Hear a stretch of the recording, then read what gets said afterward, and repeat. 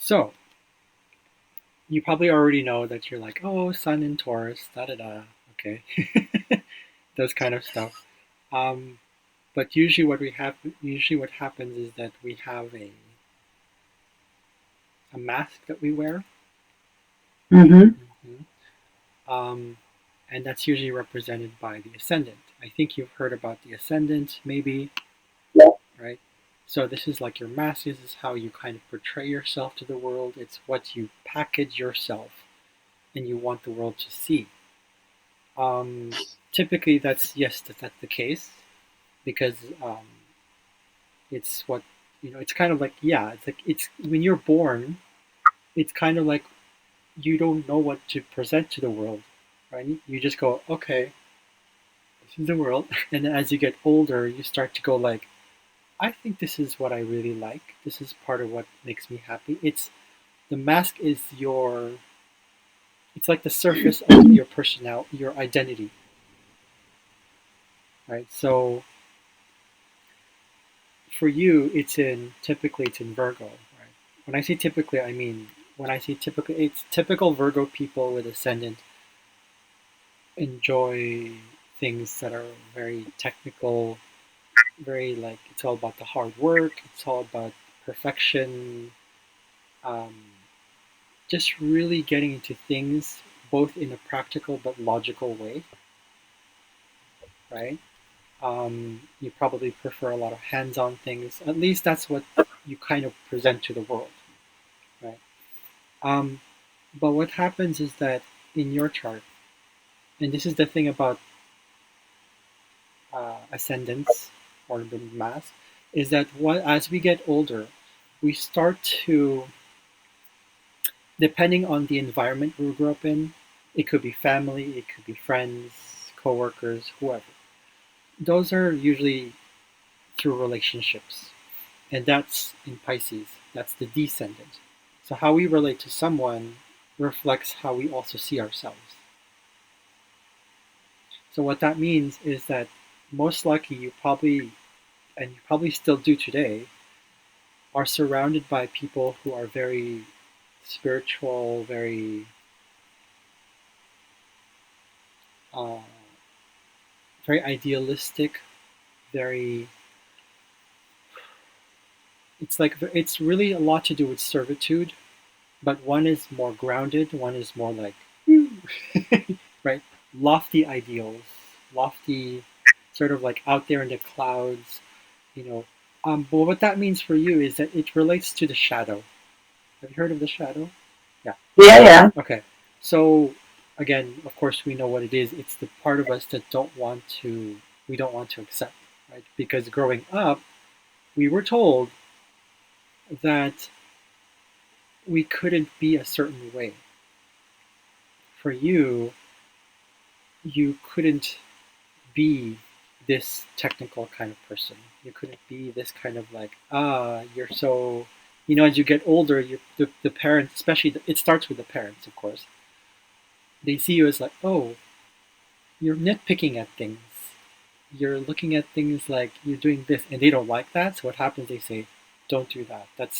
You're too, you're too mathematical. You're too, or up here, you're too, why don't you just trust in everything else? Why don't you just let go, kind of thing, right? And so what happens is that you don't there's a part of you that suppresses it's an inner child thing. You suppressed Mm-hmm. you suppressed, denied, rejected that part of you that is very open, very uh, hmm, yeah, very Pisces, very like trusting, very. So maybe there's you probably still attract people like that in your life who are so like that, but they're also like aloof. They're not really there for you. They're not really like they don't make sense to you. You're like, can you ground yourself? So you probably attract that still, maybe. Okay, maybe. Um, at the same time, let's see what happens here. 14 degrees. Okay, that's not conjunction. I'm gonna open this other chart. Let me see if I'm gonna because this chart you're seeing right now is just with the lines. Those are aspect lines. to how planets, how when I say planets, I mean the part of our psyche and our personalities. Because you're more than one thing. You are some areas of your life you're this way. Some areas of your life you're this way.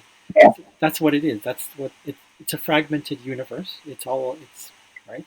So that's what the chart represents also, um, through the planets.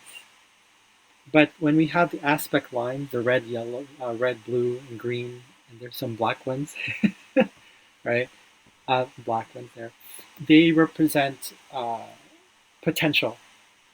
So how do these things, a part of yourself, interact with this other part of yourself, right? So overall, it depends, right? It's your soul decided to come here and be like, okay, this is probably consciousness coming down into this body. That's what it is. Yes. Yes. So I want to see this other chart. I'm going to shock you a little bit here. Maybe. I don't know. Oh, yeah. Okay. So we have Haumea is one of the planets I work with more or less, not quite often. Haumea represents a lot of the bodies, like the sun, the moon, all that stuff. They all represent something of the psyche, obviously, right? So this aspect of ourself, which is Haumea, is the one that um, is in touch with nature, is in touch with Mother Earth, Gaia, all those things. For you, however, it's part of your package, it's part of your ascendant, it's part of how you portray yourself to the world. However, it's in retrograde. It's a little R there. I don't know if you. It's really tiny. Yeah. So that means that um, in when you are in your solitude, like when you are reflecting, when you are meditating, you like to be surrounded possibly with natural things, anything that reminds you of Earth, anything that is connecting you to the ground, anything that is like very rich in. Also, it's also like regenerative part of ourselves. We want to regenerate and go back to Earth, go back to Mother Earth, and say, okay. So, but it's in a reflective mode. It's in your 12th house. So people may or may not see that in you. They may see like, oh, she's just very hardworking. She likes details. She's kind of a perfectionist. But they may not know that you like solitude and really time to reflect on those things. And because it's retrograde, it's almost like as you got older, it's almost like there was a lot of doubt with it. There was a lot of doubt, like, should I feel a little drawn to that, but I'm not sure. And later in life, it will open up. But when you were born, it was, or as you got older, as you were a child, it was kind of like, I don't know, what's Earth? What's Gaia? What's plants? What's herbs? What's all the forest? What's all this Earth stuff? You kind of, it was kind of like, huh? Yeah. Does that make sense? Does that resonate? Yeah. Yeah. Okay. Okay. Um, so that's that. But there's also the fact that because it's in Virgo, it's affected by. I'm going to use this chart now. Okay. So actually, let's go back to this one just to be kind of give you a visual as well. Um, there's Mercury. So every sign in astrology has a ruling planet or two, one or two or more. It just means that the planet just fits with that sign. It fits with that energy. I don't know how to describe it. It just makes the whole interpretation more not only detailed but also makes more sense how everything is connected. Right? Um, so your Mercury is in Taurus, right here. That's the ruling planet of Virgo, but it is also Chiron. I don't know if you can see it right here. Chiron.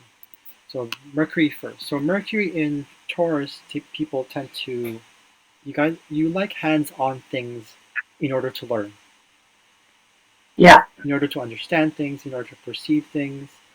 Um, You prefer seeing through your eyes that are like things that are more like tangible things. Symbols are kind of like what? It's kind of it's okay, but it's kind of like it's not important to me. Give me something simple. Give me something I can work with, right? Um, Yes.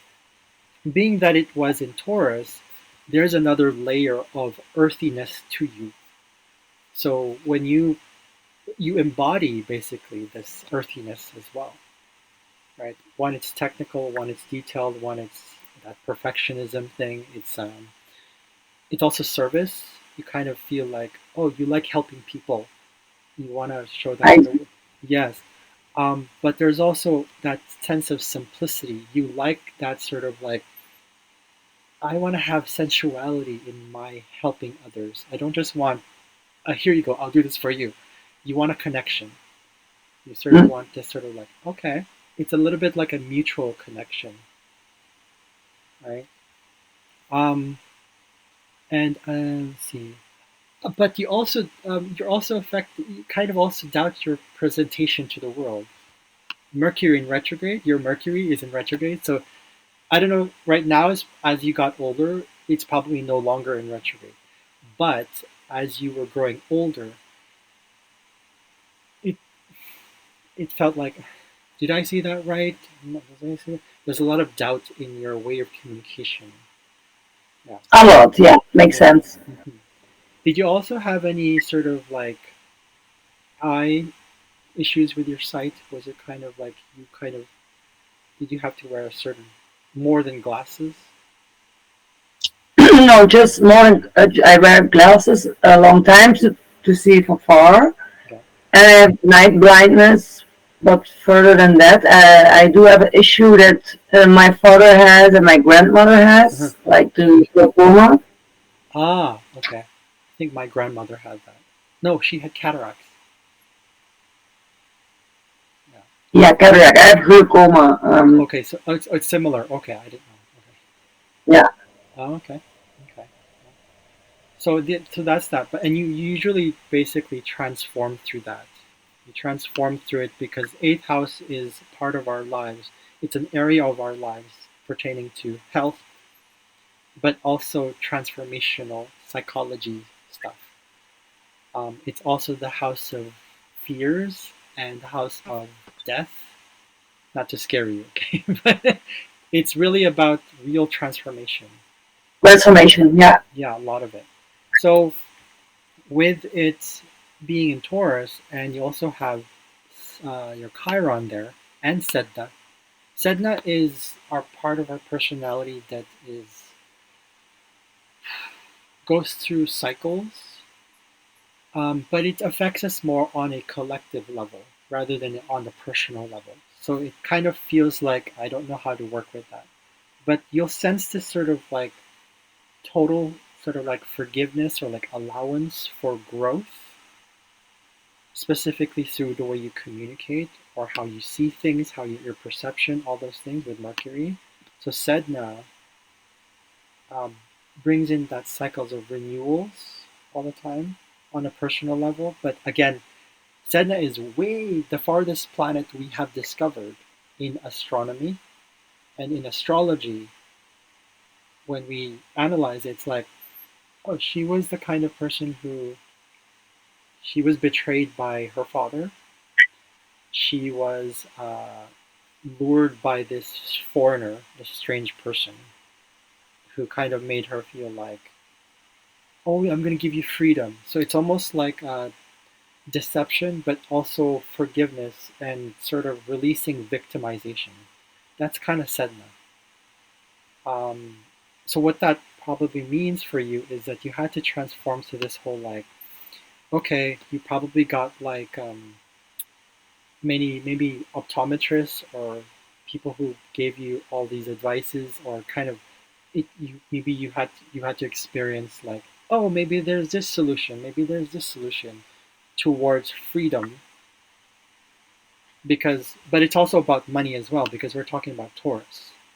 Taurus is possession. Taurus likes sensual things. Taurus likes, you know, you know what you like. So those kind of things. Um, but Sedna here shows that it's like you had to go through that sort of like dying and sort of letting go of like what was no longer service of your higher potential. At the same time, you experience a lot of that Chiron wounding. So there's a lot of things with Chiron. Um, it represents not just wounding and psychological, but more physical as well. So for you, it could have been hearing around the face area, okay, balance possibly, um, eyes as well, like you said, there is the eye stuff as well. Nose, I'm not sure this area, possibly. So around this head area. So, so it's a loss, but we learn through that loss because Chiron teaches us to integrate that loss into gifts and how we can change and also help change others. That's Chiron. That's a part of us that wants to heal, but not exactly through healing like I want to feel good. Healing as in like, okay, I'm gonna work through this. Okay, what else? What can I get? What can I do? You know, it's that healing process of Chiron. And with Sedna there, it's like you're allowing for it easily. It's almost like it comes naturally to you. Does that resonate with you? Yeah, a lot. Yeah. Okay. Okay. So there you go. So, but let's see what we have in aspect to your ascendant. We're still trying to go through the whole thing. Everything is connected, right? So your ascendant is Virgo, so that means it's Mercury, but it also means that it ties in with the sixth house. You have nothing here in the sixth house for now, um, but I'll take a look at that later with asteroids and see what happens. Because I also use other asteroids to go into really like specific details. Because when we look at a chart like this chart, sometimes we think, oh, there's nothing in here, nothing in here. So okay, those are not really any lessons for me. That's not true. All areas of our life have something. There's always something. But the big planets that we work with, like the sun, the moon, etc., those are the most important ones that we tend to focus on. But I like details, so so Yeah, me too. mhm. So after the ascendant, usually we go with first of all like the sun. But I kind of wanted to see your planets are everywhere, so that means that there's a tendency for you to be multifaceted, multi-talented. You have different skills that you just I am. Yeah, I do. yeah, there you Hmm. go. So that's the general gist of your chart. Um, let's look down here. You have strong earth in you. You have strong earth, and you also have water. So that means that you tend to actually there's a lot of water though. But so emotions with practicality. You tend to possibly approach life through very practical ways of doing things, but also you're very. I can see right now when you behave, you're like very observant. It's kind of water. You're feeling through things, right? Yeah. Yeah, I feel it. So now I know that I have to trust it as well. Hmm. Yeah. Your third most dominant element, according to what I see here, first, what is that? Is fire. So you get inspired every once in a while. You do get sort of like moving. You get sort of like intuitive downloads. It's very intuition based. You're more instinct connected though. I would say you have a lot of instinct. Would you say? Would you agree? Okay. Yeah. But the mind thing is kind of something that you probably find that you may need to work on, so to speak. Like not really work on, but it's probably. Do you have have you ever experienced a lot of, or do you experience still a lot of people who come into your life and you're kind of like triggered by them, who are blah blah blah blah blah blah blah, like very just talkative and they just don't know what they want. All they do is talk and they plan, but they don't act. You still experience Yeah. that?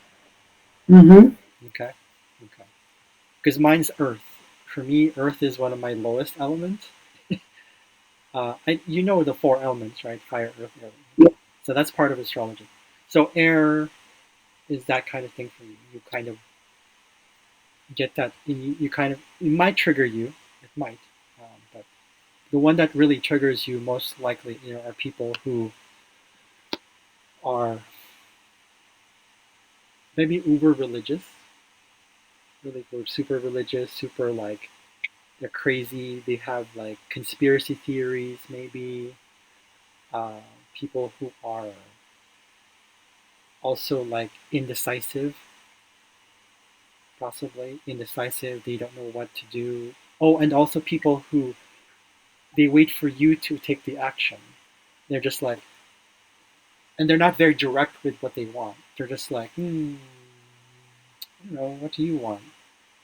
Do you get triggered by that? You kind of like, Yeah, I do sometimes, and even people talking, just I cannot interfere with them anymore now. I'm at a point in my life with the transformation, so I'm like, okay, I just shut up and I don't interact anymore with those people.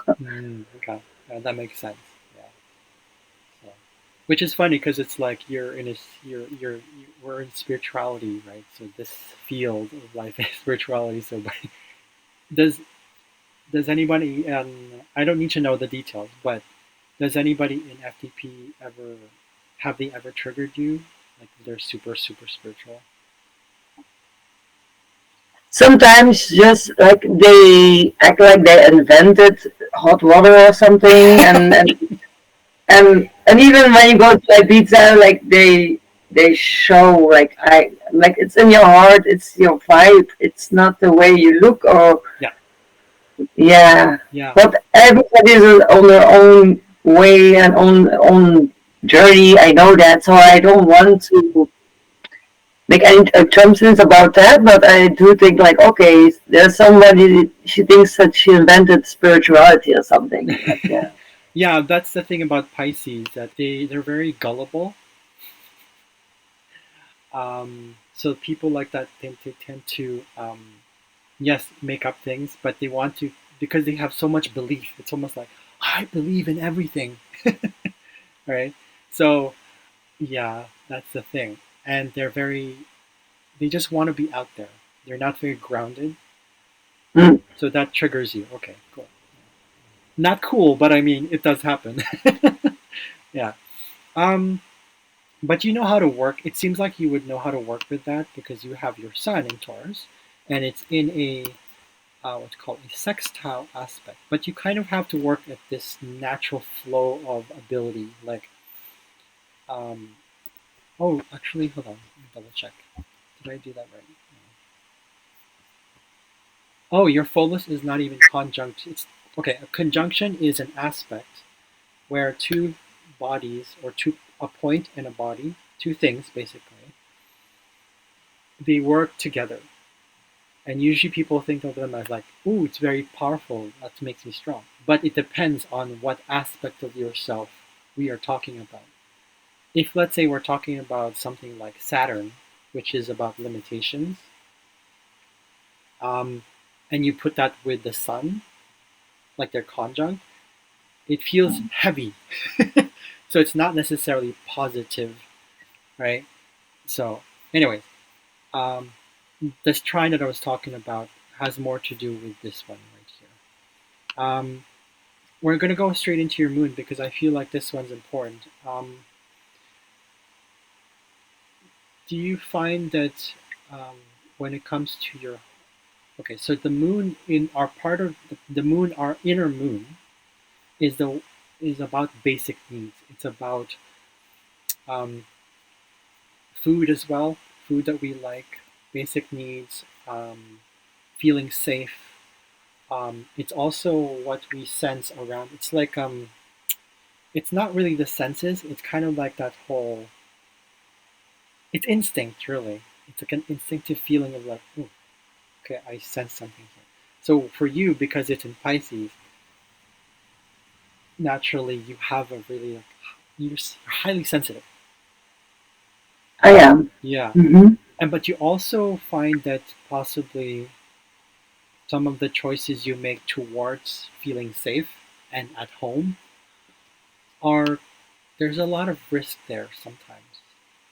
Do you find that you kind of take risks when it comes to, well, specifically agreements, contracts, relationships in general, marriages, unions? Do you feel like you've made those kind of like, were you did you feel gullible in agreeing to something that was like okay, but at the same time you sensed it, but at the same time, if they were able to persuade you, you kind of just like okay, it was like Yeah. Mm-hmm. hmm, Exactly. yeah, because And I do always have to feel safe or security. mhm, But then when I'm done, I'm like, okay, just when it's done, and then I do take risk, and then I can just drop everything. But still, that I have the laws of security, and then it makes me uncertain. But mhm, which is I try not to listen to anybody else's opinion anymore and trust my intuition because I'm always listening to somebody else, and uh-huh, then that makes me crazy. yes, because it's right here. It's showing me that you had this square. It's a square aspect, so it's about 90 degrees, about thereabouts. And what that means is that part of yourself that wants to believe, that's Neptune. It's a part of ourselves, or part of our personality that, again, it's like the Pisces energy. It's very trusting. It's very martyr-like. You want kind of there was a lot of probably like sacrifices, a lot made at home, right? So I mean, if we're talking about just Sagittarius itself, we're talking about like your core beliefs as well, how your environment, your home environment was. You felt like it, it was probably kind of like there was no, it was aimless. It was kind of like, let's go, let's go, let's go, let's risk, let's just risk things. I believe in this. So probably like it could have been like a highly religious family, or at least what you perceived as maybe part of your role in the family, as like I had to go along with it. But at the same time, yeah, a lot of risk taking, a lot of like optimism, a lot of very, what's that word? Maybe dogma. Probably you grew up in that kind of environment, and there was a lot of Yeah, let's just believe in that. But for you, because it's in retrograde, you have another retrograde. It's almost like you felt this sort of like, is this real? I don't know. So you had to internalize your Neptune. You had to internalize, what does this mean? Is this real? What's real? So you went through that, and that kind of made you question what decisions you had to make so you can relate with people in the future, or even how you related with family. And whatever decisions you made, is it going to be separate from my family or together with it or just somewhere in between? You had to make these decisions, but it's almost like you couldn't control some of the decisions. That Does that resonate? yeah, I'm in it right now, actually. So Oh, okay. Okay. Well, I'll take a look at the what's called transits. Transits are like the planets that are moving now. So when you were born, this is your chart is showing you the energies that your soul chose to go into this experience, and it became part of your physical identity. Right? So this is what I'm doing. Okay. But over time, of course, over time it changes naturally. Right? So um, I'm not going to go through much of the blue lines. The blue lines are like just natural things. You kind of knew how to make decisions. This one is showing me that even though you had that experience in your family home, like environment, you had to, you knew how to kind of manipulate. You eventually transformed through that, and you know how to manipulate the situations, and kind of acted a lot on it. Very, very assertive. You had to assert yourself into that and into how you wanted to change that for you. So Mm-hmm. you could have manipulated things for when I say manipulation, I don't mean like negative or positive. It just means you're working with it, right? So, but um, yeah. So you really transform through that. We also have, I don't know if you noticed this, we have here this grand trine. Okay, this grand trine shows me that maybe up till now you have this tendency to kind of, uh, there's a lot of things involved here. One, your core beliefs, right? Your home environment, and then your transformative journey, which is also the eighth house, right? And then also your how you connect with people in general. Not okay, not general, but like communities that you're in, groups that you're in, any collective circles, friends or friendship. Um, it also includes like your income. So um, typically, when Saturn is in the 11th house, specifically in Leo, um, one, there's kind of like an experience of limitations with creativity. It's almost like you had to kind of you had to create your own creativity. How do I even shine? How do I become open to opportunities? How do I even lead, right? How do I become this example, but in a very childlike way? And it's quite opposite of this because okay, so the sun rules Leo. So what that means is that it fits right at home in Leo. So your sun right here, right, fits in with Leo. Um, with Saturn in Leo, again, like I said, it's a limiting thing that you experience where it's like, is it retrograde? No, it's not retrograde. So it's fears in terms of being discovering your fuller potential with people, the groups that you're in. There's a lot of fears like karmic stuff that you do I decide on this? What do I do? So you got this feeling of like I have to put things first in a box and see where it goes from here. But it's like I'm not sure, right? So possibly like younger. I'm not sure if younger people in any communities that you were in that involved younger people, especially children, was kind of like a I don't know. Did you experience that? Did you feel like you didn't know how to? I have an issue with children, so I'm like, Mhm. I get triggered by them, and it's not that I don't love children, but it's like I never wanted children, Ah, and hmm, the noise, and when they cry, I cannot stand it, so I get really triggered by children. yeah, So yeah. mhm, yeah, and that also ties in with any sort of romantic thing. You like it more like straight, direct to the point. What do you want? But if they're kind of romancing stuff, it's kind of like, do you feel like that a lot? Like you feel like, Yeah, I am not I'm not very romantic myself, so yeah.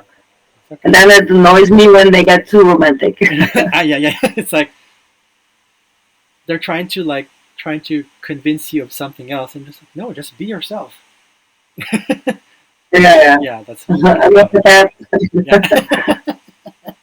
No, I get it. I totally get it. Um, so yeah, so there's that, but and it flows with you in terms of how your core beliefs and how you transform through those core beliefs with social groups, even FDP, right? And you're like, what are they saying here? Get to the point. What do you want to say here? What can I do? Give me something tangible. Give me something I can work with. So Saturn also rules material, matter. Sorry, so matter, material, physical things. It rules anything physical, anything that needs to form. Right? Uh, so in a way, that also meant that because of your core beliefs here, with the whole like maybe a religious background or dogmatic background, doctrine, uber super spiritual kind of background, it it's uh it affects how you are seen in the public sphere, which is your career, vocation, all that stuff, right? It also affects the ego as well, your reputation, how people really view you. So people might think today, probably still, they probably think, oh, she's quite informative. She's kind of like a teacher. You can learn a lot from her. She's easy to talk to. She's very flexible, and you're kind of like, okay, I don't really want that. You know what I'm saying? Yeah. Yeah, yeah. So in a way, the core beliefs that you have about yourself, which is towards, it's actually more like independence, towards a little bit more of independence, kind of like just going where you want to go in your own way, but still very like grounded, instead of like, you know, Gemini is the most indecisive sign ever. The energy of Gemini is very indecisive. It's just like this or this or this or this or this or that. But when people see you, it's almost like they might perceive you that way, but you're like, no, I'm not here to teach you. And you kind of, almost, it's that kind of like another trigger as well, a little bit. Yeah. So does that kind of make sense? I hope. Yeah. Okay. Okay. Cool. Yeah. I was raised very, very strictly by my father, and Mm. that made me. Those beliefs are his beliefs. I know now Oh. some of them, so I am working through that now, Mm-hmm. Mm-hmm. releasing those limiting beliefs. Yeah, that makes sense. And because you have And I Gemini, do need my sorry. freedom and independence. So yeah, I'm working on that now as we speak. Mm. And how have you? What have you learned about yourself? Well, So now it all makes sense. Like everything that you told me, it is that I have to trust my own intuition and my own feelings, not listening to other people. mhm, And what was that I was thinking about? Um, it is the triggers.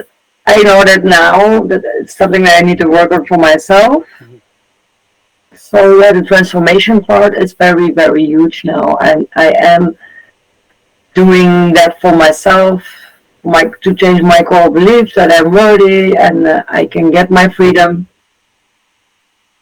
mhm. And I have to take everything in my own hands now.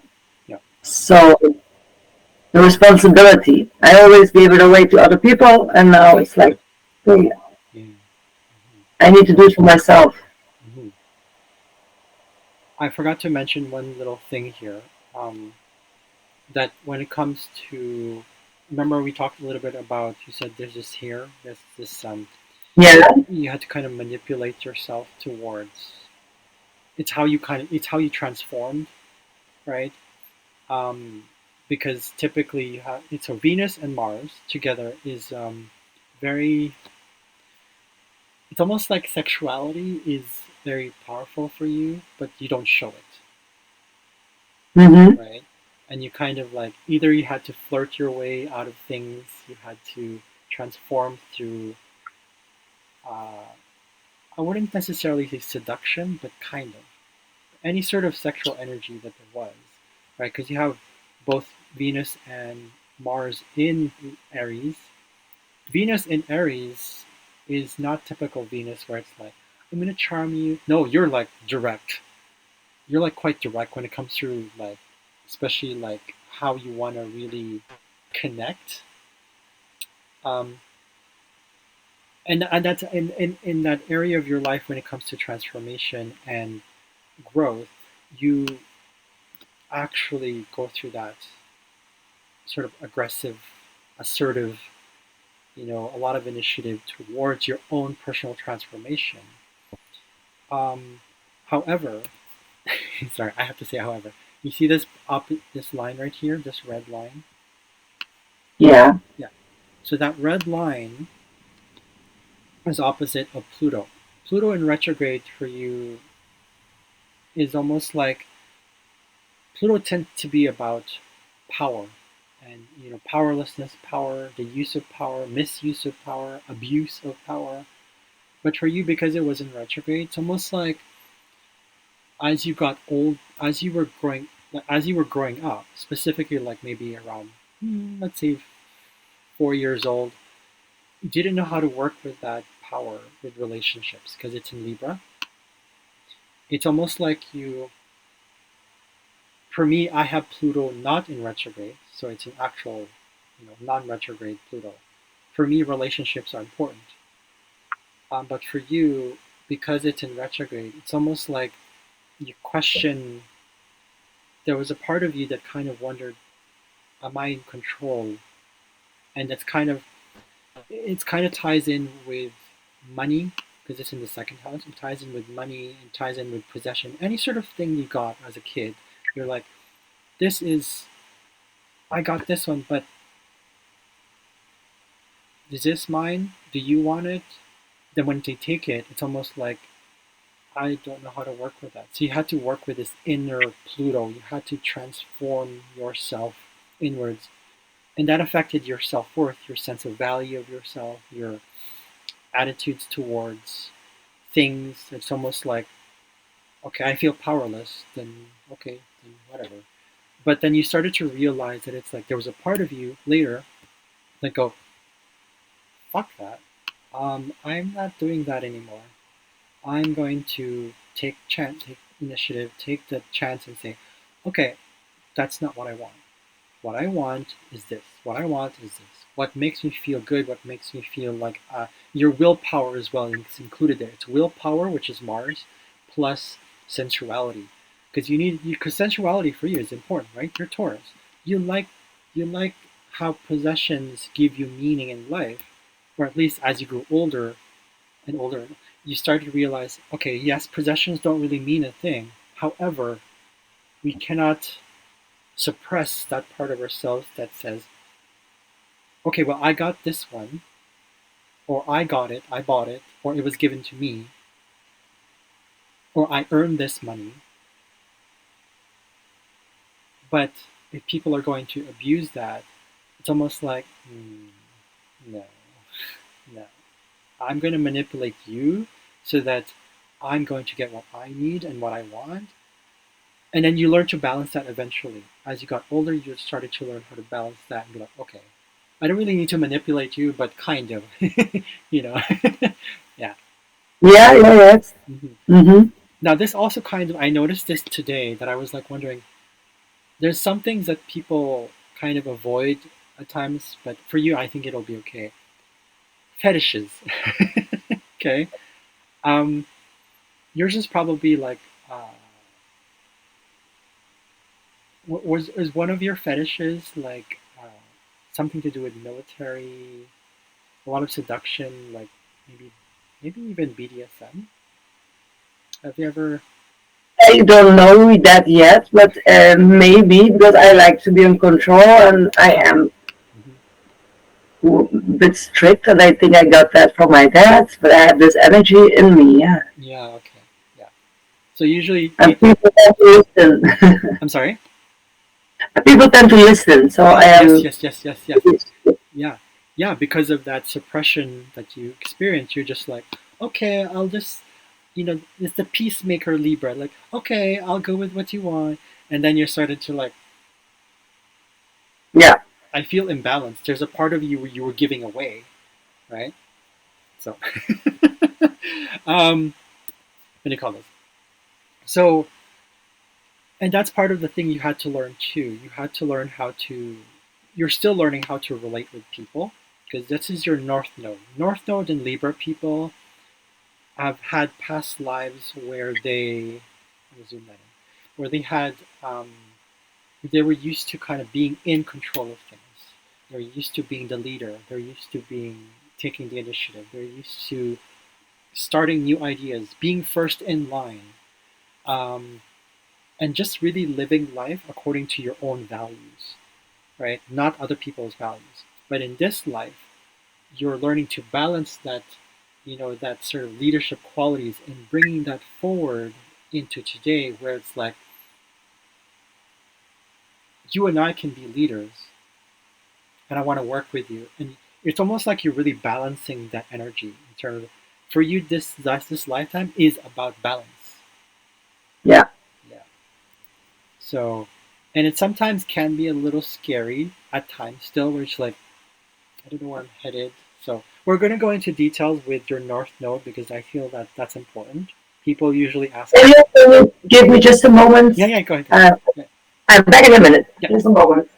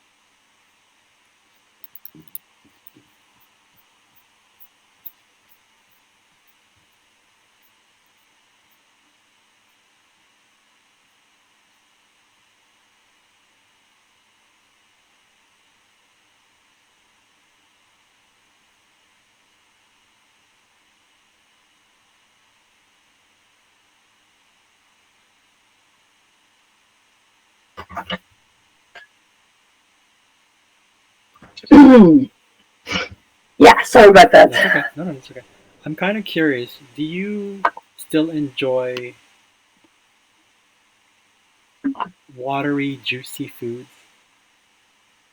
I do. Okay, that's funny. Okay. That's your That's the moon in Pisces. Really. Yeah, that's what it shows.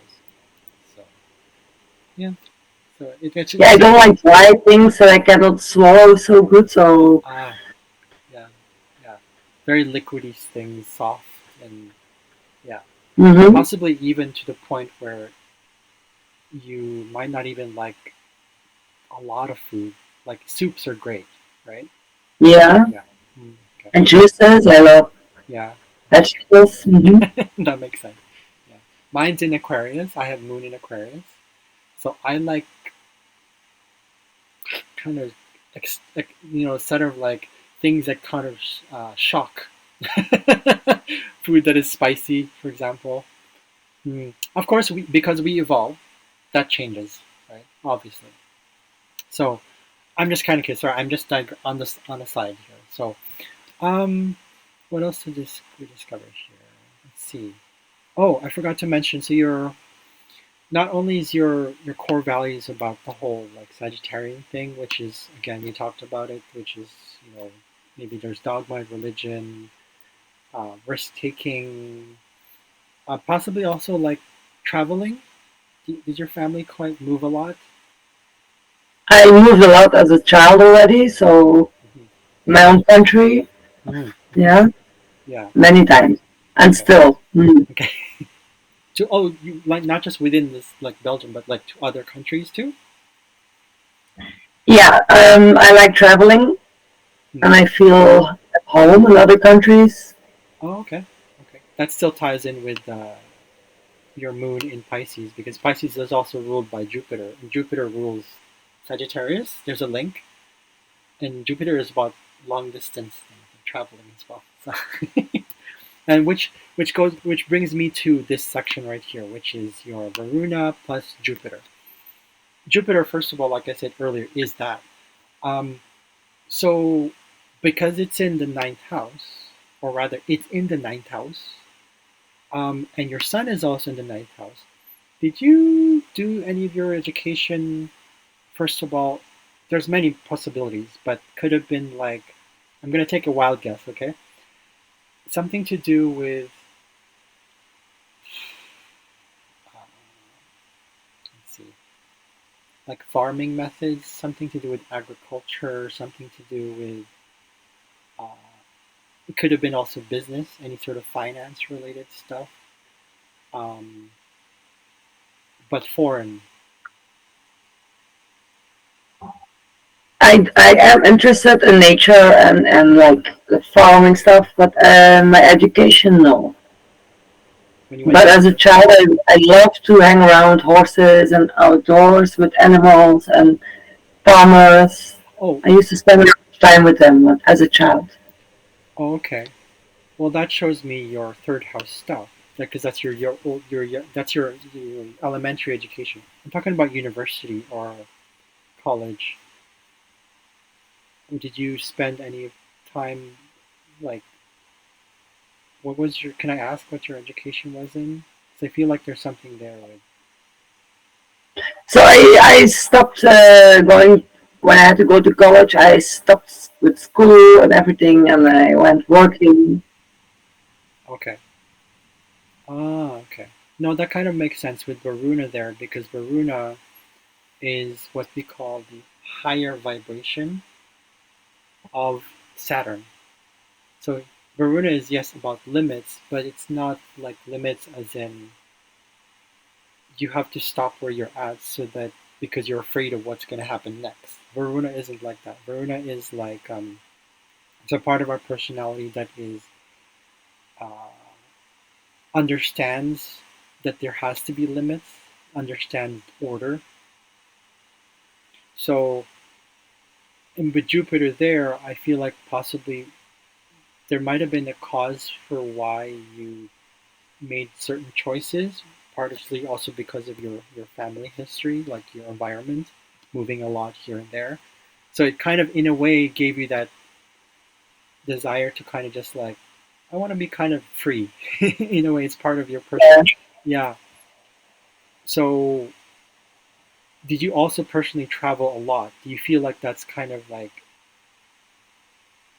a kind of a philosophy that you developed as well? I still like to travel, and I used to live in Greece for 6 months. I would be going for 3 months, and I stayed like 6 months, and Okay. just no boundaries, just free spirit. Yeah, yeah, yeah, yeah. That makes sense. Yeah, especially close to nature, right? Yeah, Okay. Well, Greece, sort of, but it was the warm. beach, Yeah, the beach, yeah, yeah. There you go. So yeah, that makes the sense. water, Yeah. swimming every day, the Uh huh. ocean. Okay, so a lot of things going on there. You got your sun there. You just express your sun there. You express your Jupiter there. In the ninth house, you express your moon there. So all of those things ties in together. Why you enjoyed Greece in the first place? Close to water, warm, luxurious, possibly also, but maybe possibly also close to nature. Those kind of things. Um, I'm not going to name specific countries because sometimes there's so many places in the world, right? So, but Yeah, also, now I have to thing with Italy, so it's also at the ocean, oh, beaches, white beaches, hmm and the energy, also the energy that I always tend to feel. yeah, It makes me like feel like home. yeah, makes sense. Definitely like near water. Yeah. Um, okay, now we're gonna go jump into a little bit more detail. Do you have any questions? Any before we go? Before we move No, forward? no. No. hmm Okay. So I'm listening. okay. Thanks. So so earlier on we talked about. Sorry, I'm gonna put this image here. So we talked about several things. What is this? 24. Okay, so 24 degrees. Your south node. Ah, do you still have sometimes trouble being honest with your group, like group of friends, with not so much honest, but more like asserting yourself in front of groups of people and kind of because you might be seen as like this aggressive person. For me, it's hard to talk in any ways. Talking about my feelings or emotions, Mhm. then I stand back and I don't express myself. Yeah, And yeah, those are challenges. Yeah, yeah. Let's see what because I'm looking at Orcus right now. Orcus is a part. It's really about our integrity. um, double check here. I have this list of planets. Okay, here we go. So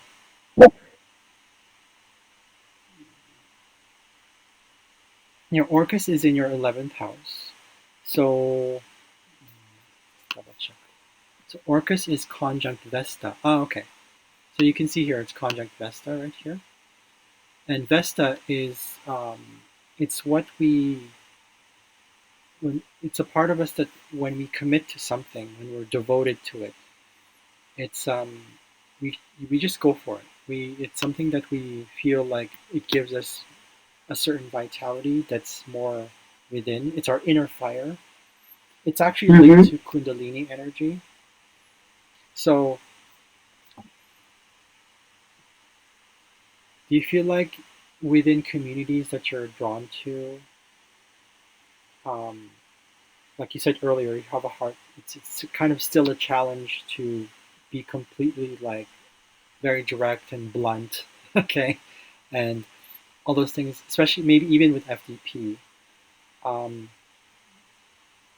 but at the same time, like because you want to honor that inner fire, you want to be like I want to, or at least in communities like this where you there's a part of you that wants to mm, you want to respect yourself a lot more, your inner, your divine feminine, your they call it divine feminine, but really what it is, it's the balancing between divine feminine and divine masculine, right? It's life energy. It's what it is, and really being honest with yourself with that, without being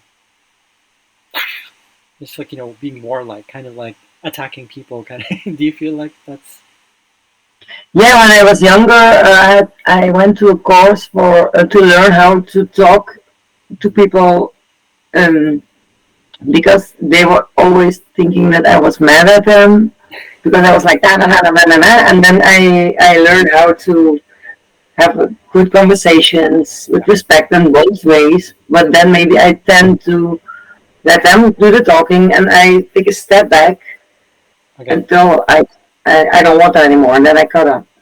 yeah, okay, Because I know it can sound harsh, but I don't mean it like that. yeah, I But I know. can sound. Yeah, it's a past life thing. You're used to it. You're just used to like being in command, starting things, taking initiative. You're used to that. Yeah, yeah. I'm learning. To me, that feels like tension to me. Um, but I've learned to actually accept it. But I get in trouble. But I have to learn how to be honest with that too. So I can understand where you're coming from.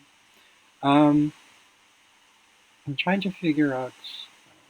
Let's see. So sometimes it yeah, it's part of your journey where you have to carry some of that weight from your past life or any sort of mistakes that you've made so that it can bring you towards more of like an inner integrity. That it's like, okay, this is what I really want to say. Because sometimes when we try to be honest, what happens is that we point fingers instead, right? But really, what's happening instead of by owning what we really want, it's more like, for example, like this, like when, for example, if I said, um, I don't want you to talk too much. That's projection because it's like, and there's nothing wrong with that. It's not about good or bad. It's more like they want to do what they want to do. You do what you want to do. Actually, one second. Oh, okay. Sorry. Um, uh, so it's really about, again, like you said, balance. You're in this lifetime to do balance stuff, right? So, and that's normal. But I'm trying to figure out what we can find out. Maybe we can do that later. It's just there's some things here that let's take a look.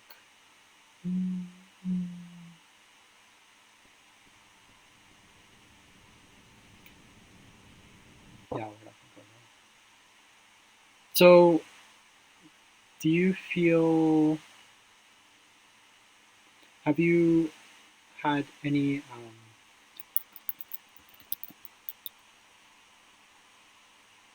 issues with contracts with groups?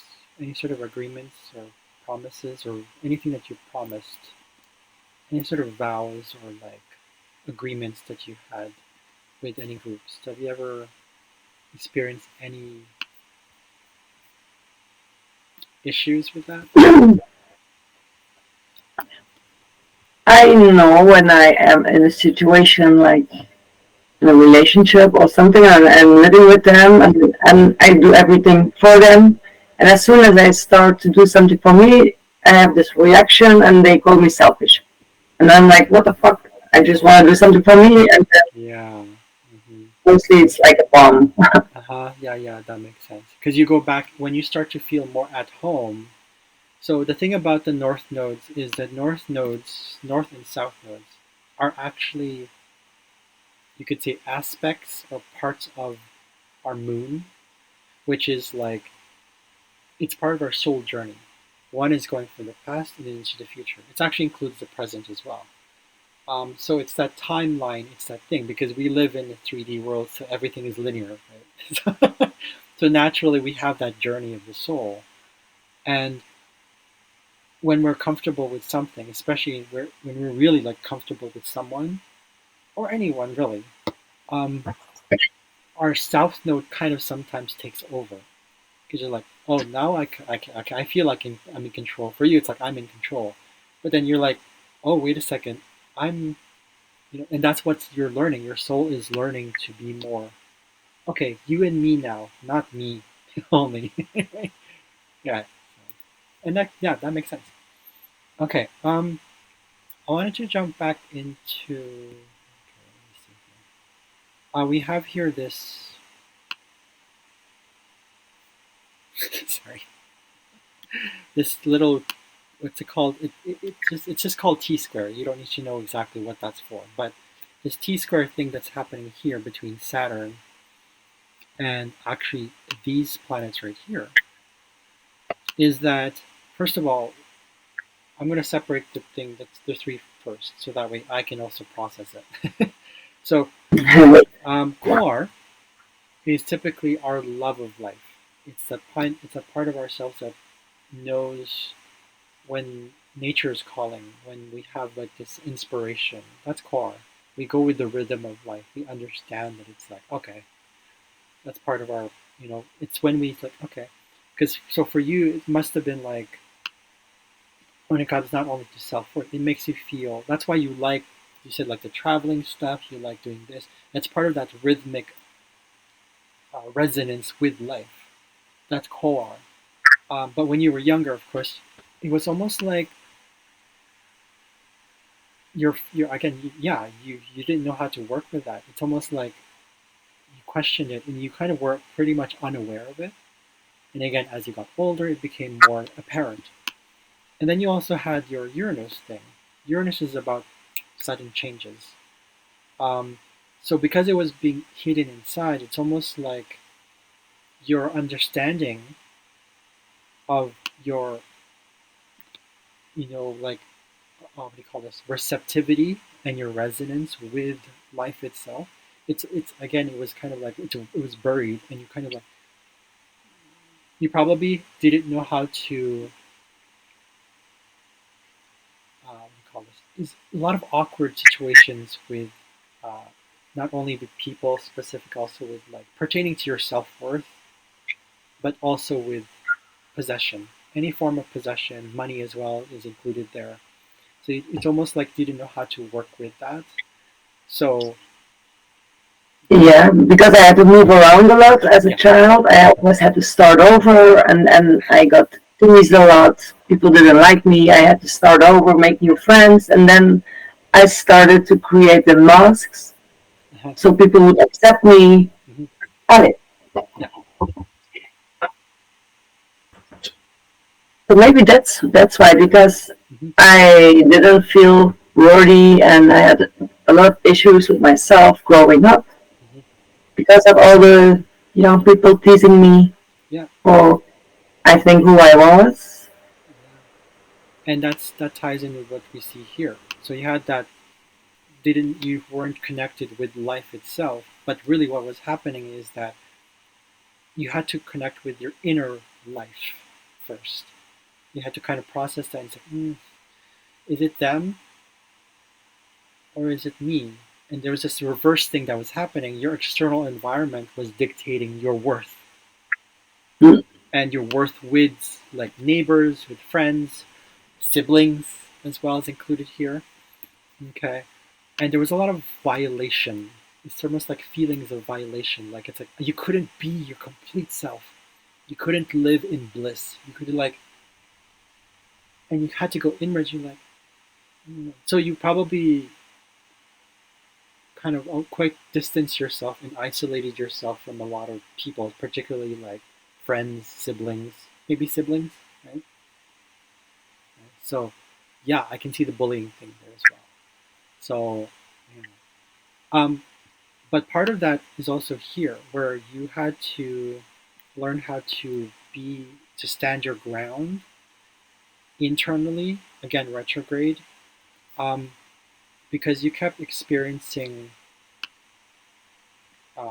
or at least as you got older, maybe until maybe now, I'm not sure, to commit yourself to and be loyal to. I wouldn't say necessarily like you need to be loyal. It's not about being loyal. It's more like you question your loyalties when it comes to social groups, communities, and you kind of like I don't understand where thoughts are coming from. Like in a way, you kind of you doubted your own ability to be committed to the information you got. Even siblings is included here because that's Juno. Juno, by the way, is that's what it is. The Juno in ourselves, are part of our personality, has a lot to do with, mm, yeah, it's loyalty, marriage. When I say marriage, I don't necessarily mean like actual marriage, but like marriage to something. Um, but again, because it's in retrograde, it's almost like maybe it's the opposite. Maybe you kind of felt like I don't know if jealousy is included here, but I feel like there's something to do with it has something to do with your where you place your loyalties towards. Because as you got older, because of all the trauma you experienced as a child, right here, right? Now it's almost like I don't know if I can really trust you. I can trust in myself first, and then Yeah, a lot of trust issues. Yeah. mhm, and then that's when things started to become a little more apparent.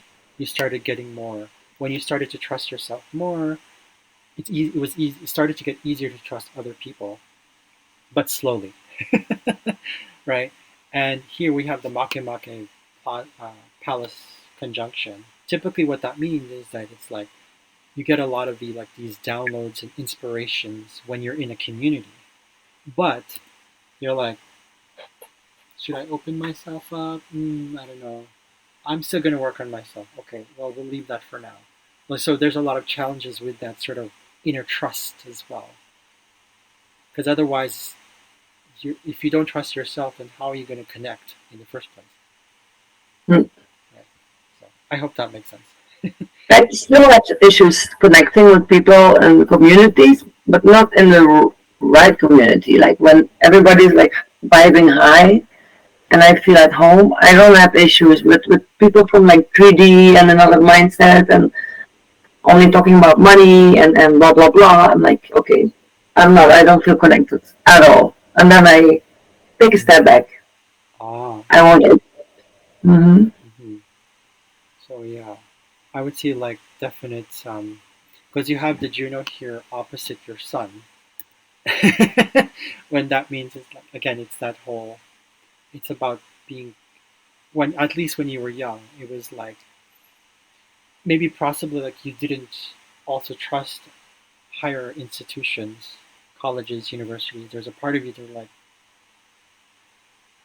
that doesn't work for me. That doesn't make me happy, right? The sun is about happiness. The sun is about vitality, your creative principle. Not literal creative all the time, but just creating, making, living life. Right? So I can understand. Yeah. So, um, and because of that, again, we have another T square here, right there. So that means it's kind of like the focal point for you was being inspired by communities, getting all these, what do you call this? Okay, let me backtrack a little bit. So Pallas Athena is about Mm. It's like Pallas Athena was born out of Zeus's head, or Athena, right? She was born as, so she knew wisdom right away. She knew how everything was interconnected. But for you, because of the T square here, it's almost like the trust thing that you had growing up kind of still kind of pulls at it a little bit, right? Because you want things to be honest, you want things to be simple. You like Mm. things that are simple. You know, life is supposed to be that simple. But when things get a little like, why why are we complicating things? Why can't I just not be myself? Then it kind of goes, okay. So there's this energy of like, it's there's a pull that's happening here. There's a pull with guidance that you naturally get. You know, that's how it works. We get used to help you, and you get used to help us. So it's like it's all connected. But there's that again. There's a bit of that this trust stuff as well. So, hmm, what else did I miss here? Yeah, that's I think that's about it for that one. Um, I can jump into. Do you have any questions before we move forward? What's your time right now? Like, are you okay? I'm okay. Okay. No plans. Okay. Okay. Well, thank you for making room today. Let's Thank see. you. You take a lot of time for it, so Yeah, it's it actually helps me too because it's like I get to know a little bit of through people and myself. I get to know how these little things work. It's like, oh, okay, that kind of makes sense. Do you have any particular questions like in an area of your life? Let's use it ones that I have here. Any sort of so love is a thing for you, right? Love or relationships is kind of a thing you're learning still, right? yes, because I am in this transformational period now, Mm-hmm. and I'm finally stepping into my power, Mm-hmm.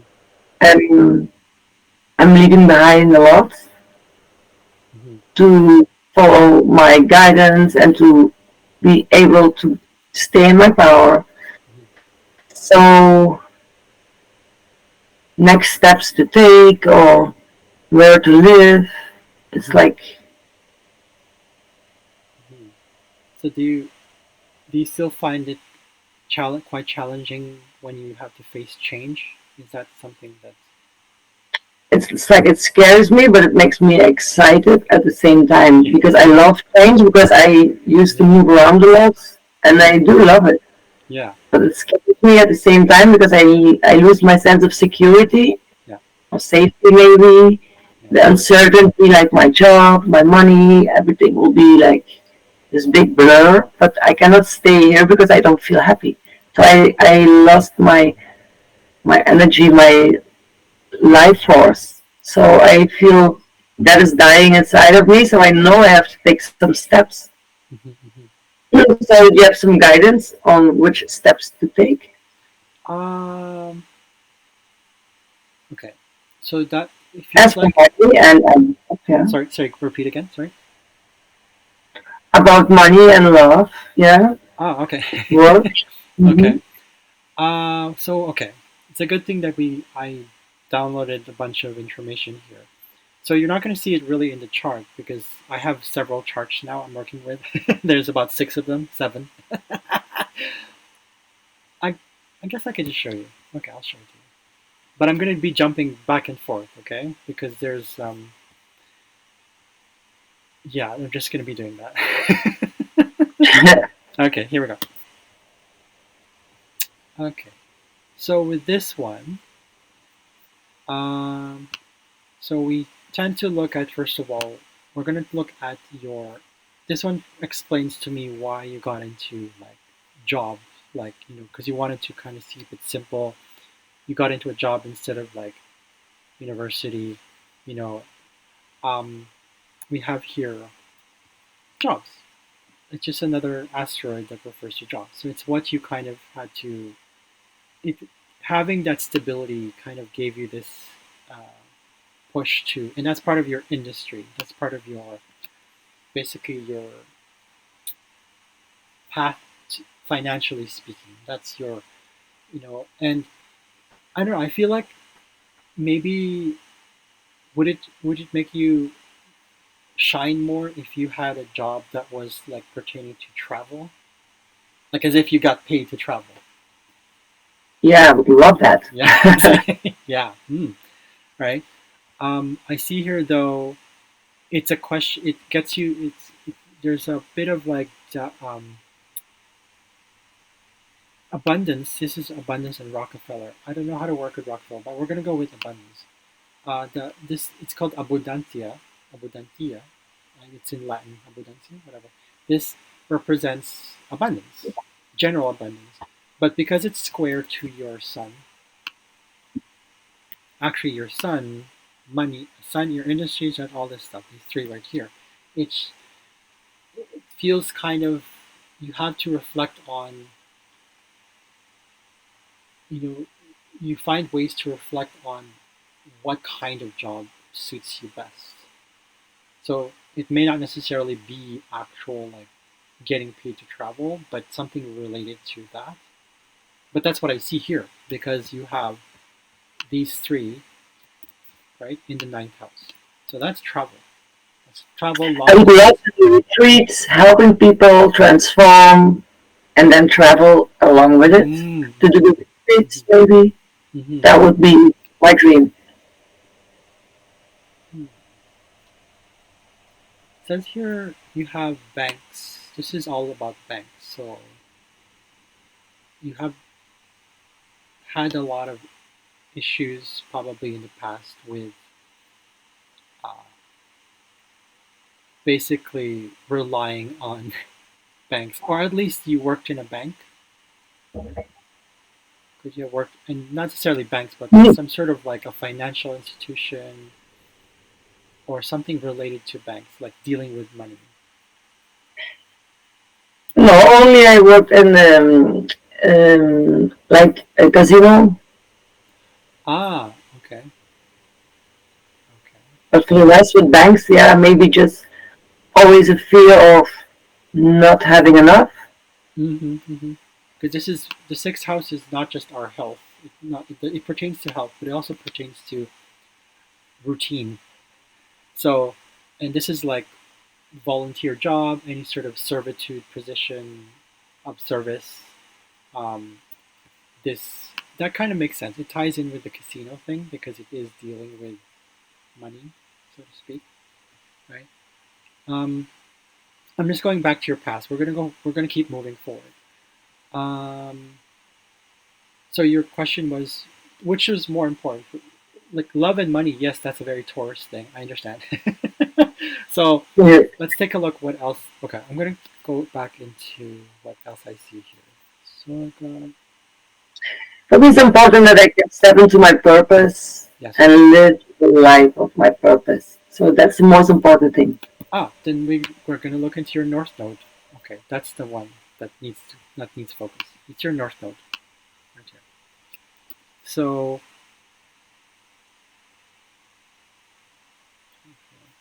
okay, let's take a look. 24 degrees Libra. This is how I do my reading, even for myself. Like I look into all of the charts. The reason we have all these charts is because I made these categories and I lumped them into one thing. But sometimes some of the other asteroids are in another one, in another theme.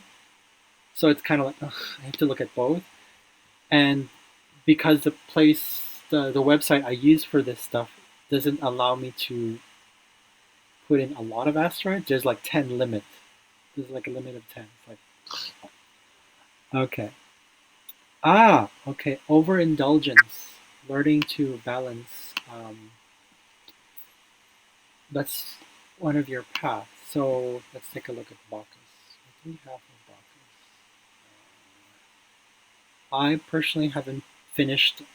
I have like hundreds of asteroids that I've been working on. Well, not hundreds, more like 40 something, a lot. So I'm going to go into Bacchus and see what we discovered here. Oh, go back here. So let's go back. Okay. Self-indulgence, desire for pleasure, festivity, hedonistic tendencies, savoring the finer things in life, alcohol, food, parties, orgies, full of energy, vitality, okay. So basically, you get the point. But it's also about temptations, um, heightened perceptions because of the drugs and alcohol. So it's not literally that. It doesn't have to be literally that. It's about celebrating relationships, being really in connection with these relationships. But because it's in retrograde, it's in relationship with yourself, right? So really indulging in your own creativity, in your own ability to uh, create. Because okay, Bacchus was tied. Do you know? I don't know if you know about Bacchus or Dionysus, the mythology. Um, he was also he helped people farm wheat, barley, anything to do with some sort of farming, but pertaining also to fertility of farming. He was the god of wine. So that means he celebrated what he worked on. It's reaping what you sow. That's Bacchus. But, well, that's more Dionysus. Bacchus is more like the excess of that, or trying to kind of balance between. Again, see, we go back into balance, right? It's because you have it in Libra. So here, right? So it's the pleasure stuff that you go through that you are learning. I wouldn't say necessarily that this is your full purpose, but it does tie into that. Because it is also Libra, we look into Venus as well. We go back into Venus and say, well, what can you learn from how not only to relate with others, but also how to balance that assertiveness? So, in a way, that's tied in with, have you ever thought about, uh, because it's in Aries, something to do with, what do you call that? Well, military. Let me go into Aries a little bit more here. Okay, so, 1 second. Okay, so he is about,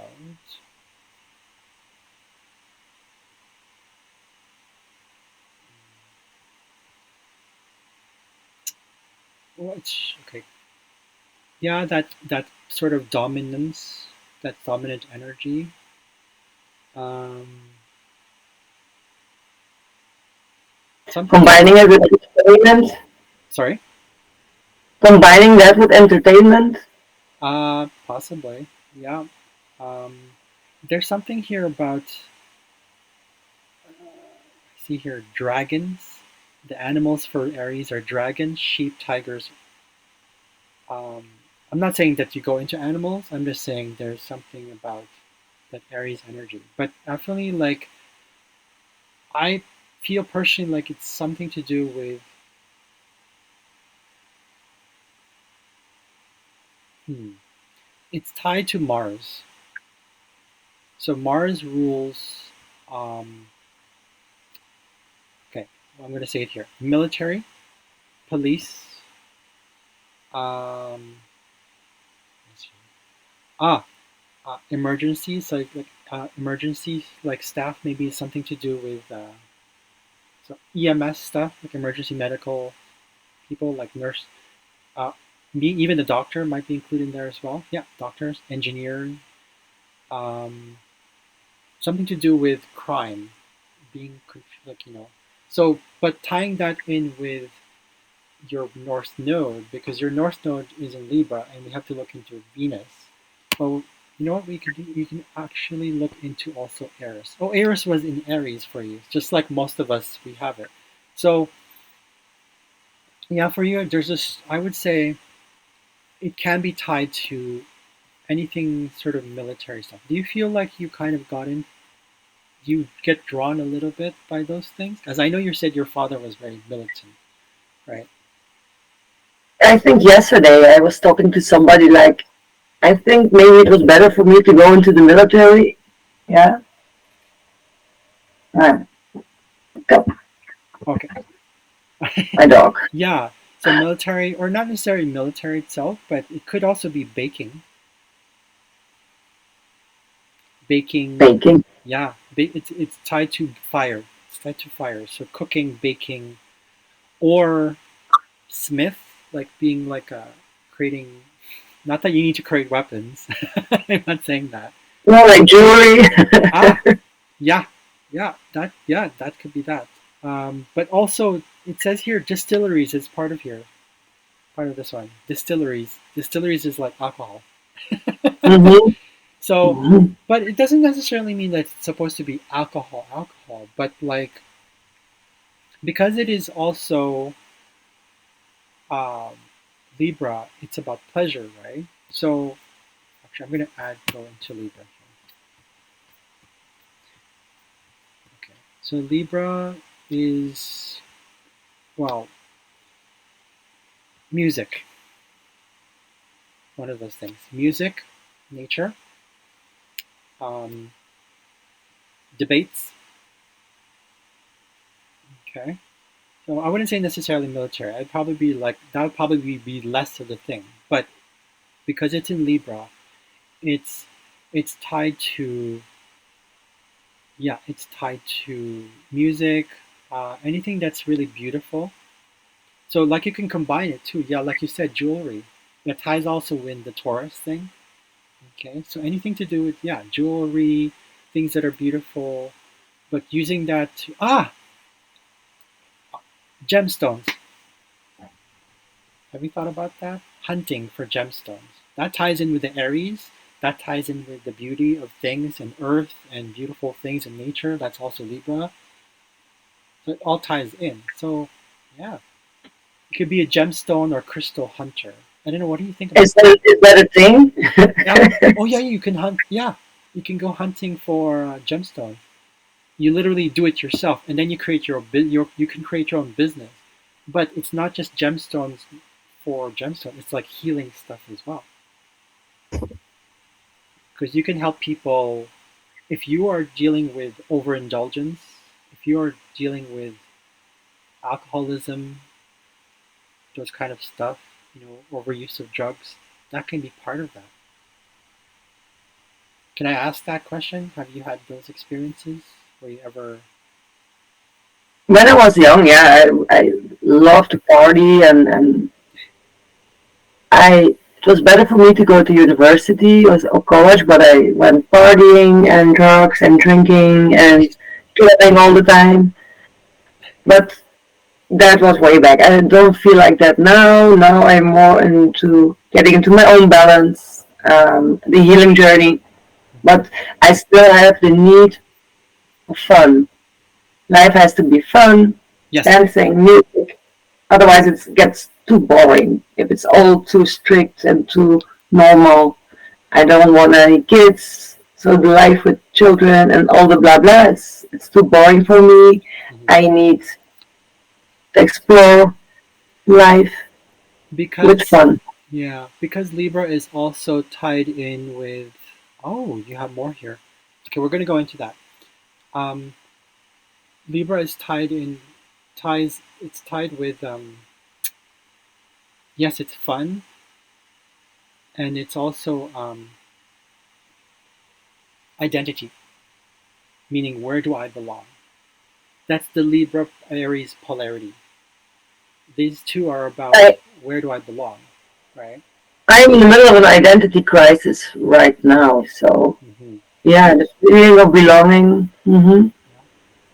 I see here you have Eos and Echo, both retrograde. Okay, lots of retrograde. Um, so let's go with Eos first. Eos is all about new beginnings. Eos is about. I don't want to miss a point here, so I'm going to look at my notes. Eos is not just beginnings, but obsession. It says attraction to or obsession with youth.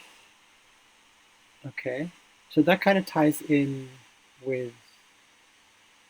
because it's in retrograde, it's more like instead of being obsessed with it, or it's okay. Let me keep going with what it is. So it's also about obsession with youth. So therefore, immortality. So fear of old age, Mm-hmm. hmm infatuations, youthful zeal, impatience, uh, trying to again, yeah, trying to look young, rekindled love. So kind of going back to the past instead of moving forward. Um, no matter how I look or how old I get, unconditional loving, because it gets you to go look inwards and say, okay, well, why am I obsessed with? Why do I want to look young? Why do I always want to feel young? Is there something I'm resisting? That's what EOS is teaching us, right? Um, so it's all about trying to shed the past without ignoring it, without suppressing it, because it also deals with past regrets. Aging is also part of this one as well. Um, so clean slate, fresh starts, those kind of things. So you talked about jewelry and all that stuff. How about like nails? Because that's growing, right? And you always get rid of it.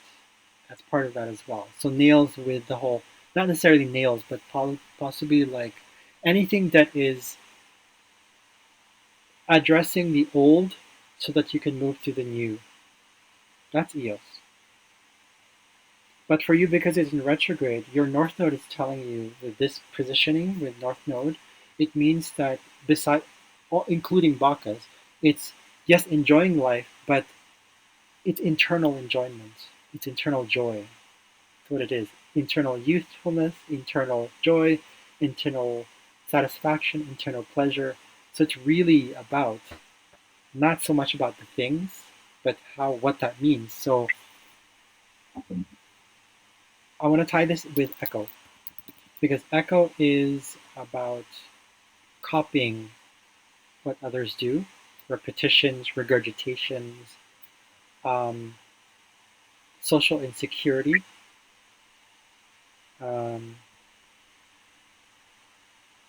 it's also something to do with the housewife or stepford wife syndrome, like everything's so positive.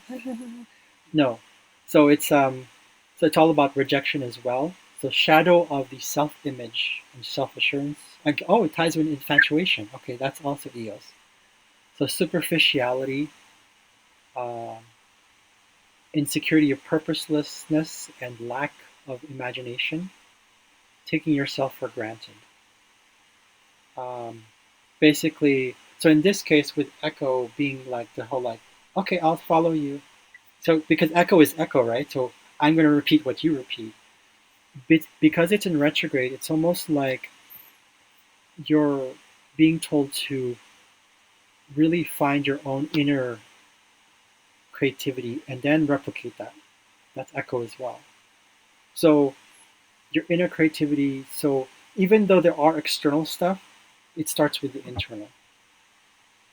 Yeah, and that's what I am right now at the point. Like, Yeah, I have this beautiful life, but my inside, I don't feel happy. I don't feel good about it. And it's only like materialistic things, the outside, yeah. but I feel like that on the inside.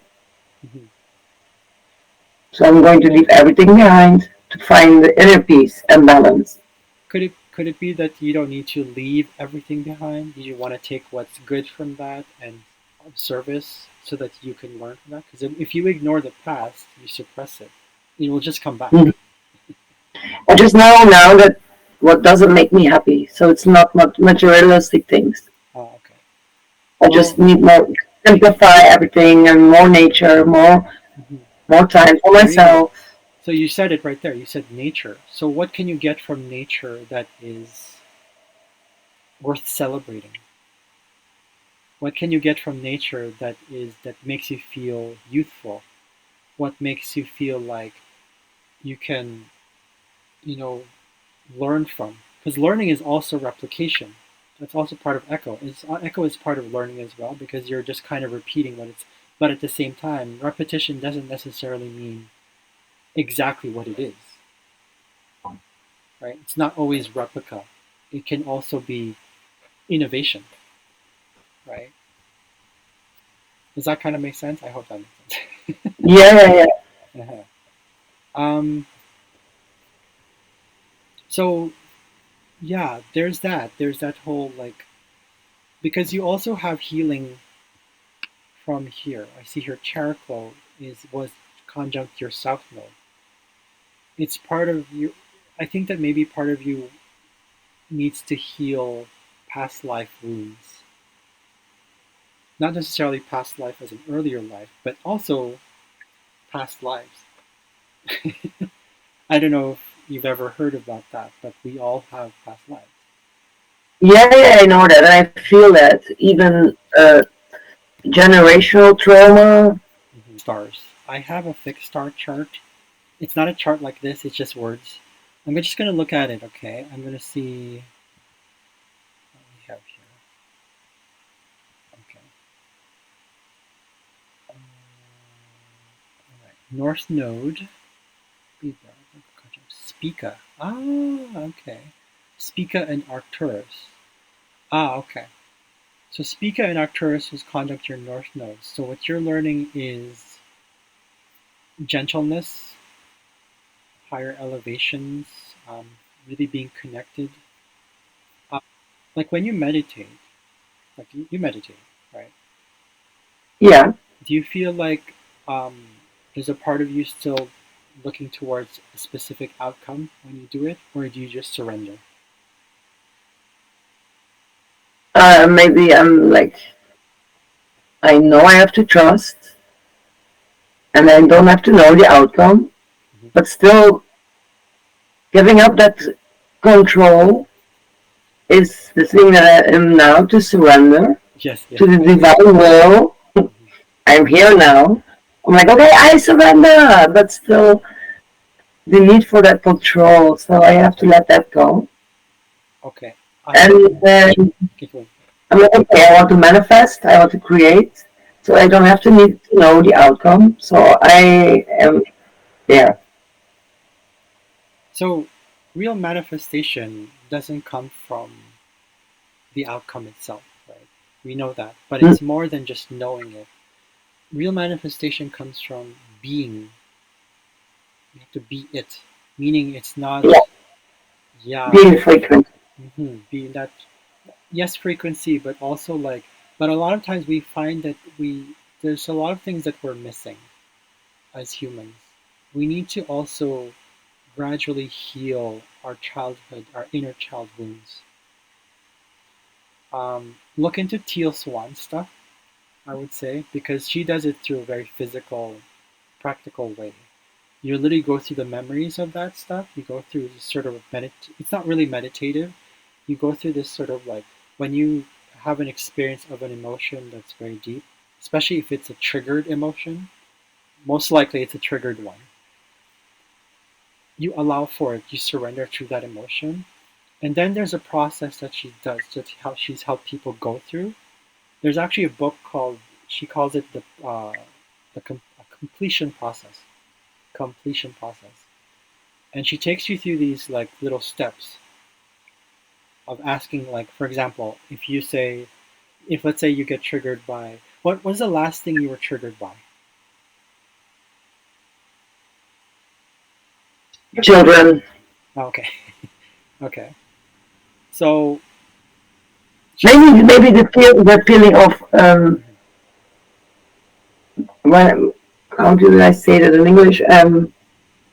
When people don't believe me and I'm telling the truth, ah, okay. so that makes me very angry because then I'm like, it brings me back to my childhood. Yeah.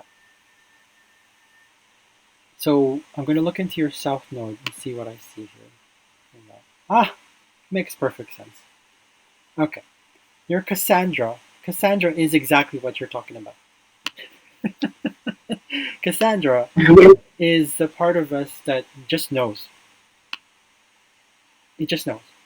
There's for you, it's one of your transformational things. Part of your life.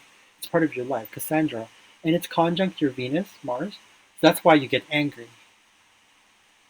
you have this like sort of this thing you just know because you're very connected to that Aries energy, which is like it's more like not just it's more like you want this, right? You want this, but people don't give you validation for it. They just like, okay, cool, tell me about it. But what you hear is like, I don't know, and right away it triggers you. You're just like, I'm not asking for your approval. Mm, Well, you are, but it's more about validating how you perceive it. Everyone has their own truths, yeah. which is the actual overlying truth. There is no actual truth. There is Hmm. the truth that there's existence and we're all here to learn. But underneath all that, there's the personal truth. And that's what we need to validate.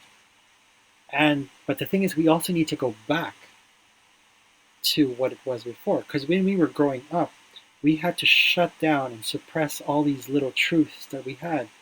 This. And all this is why we get trauma,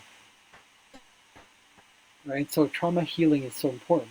And that in itself will release you from those burdens. So the completion process is something that I'm still trying to work on, but really leaning into that. But you know what's something that might be practical for you? You know Wim Hof. He's from the Yeah, UK. yeah, Yeah, I do we, this. I do breath. I do sessions myself, like transformational coaching on myself. It's like through belief coding, Okay. and it's also going back in the subconscious to the memory, and we change the story. We make that person that in that memory Oh, feeling okay. 10 amazing, Yeah. so we can release the stuck emotion attached to the limiting beliefs around it, Yeah. and then we put in positive beliefs. So I'm doing all of that, and family constellation as well, Mm-hmm.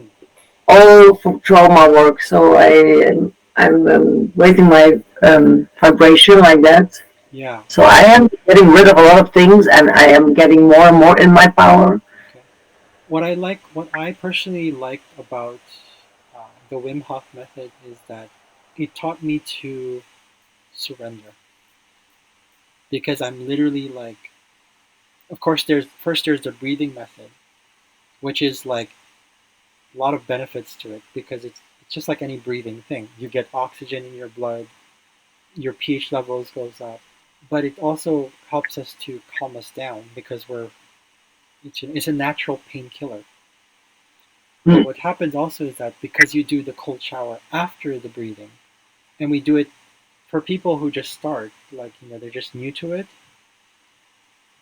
they do it gradually, and that's what I did. I started with like a first it's like warm shower, and then you switch to the cold shower, and the shock you get from the cold physically trains because trauma is actually not the emotion. Trauma is a physical reaction, right, to the emotion.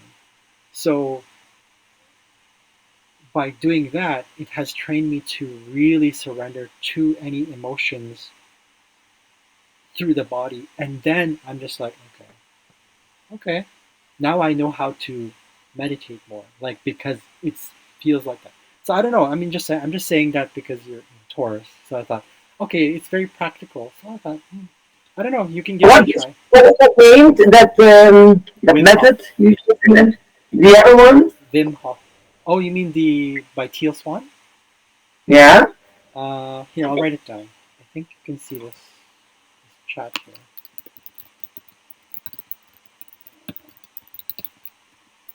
And Teal Swan's, one second, completion process.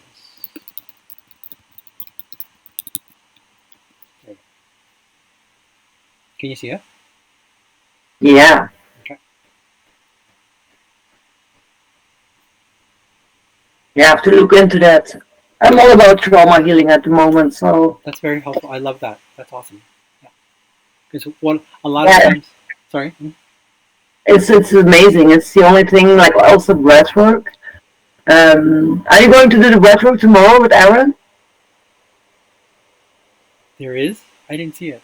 Is it through the You're in sorry? the vibe tribe as Oh, well okay. as I'm in that. huh? Yeah, yeah. I'm in that. I didn't see it yet. Well, Okay.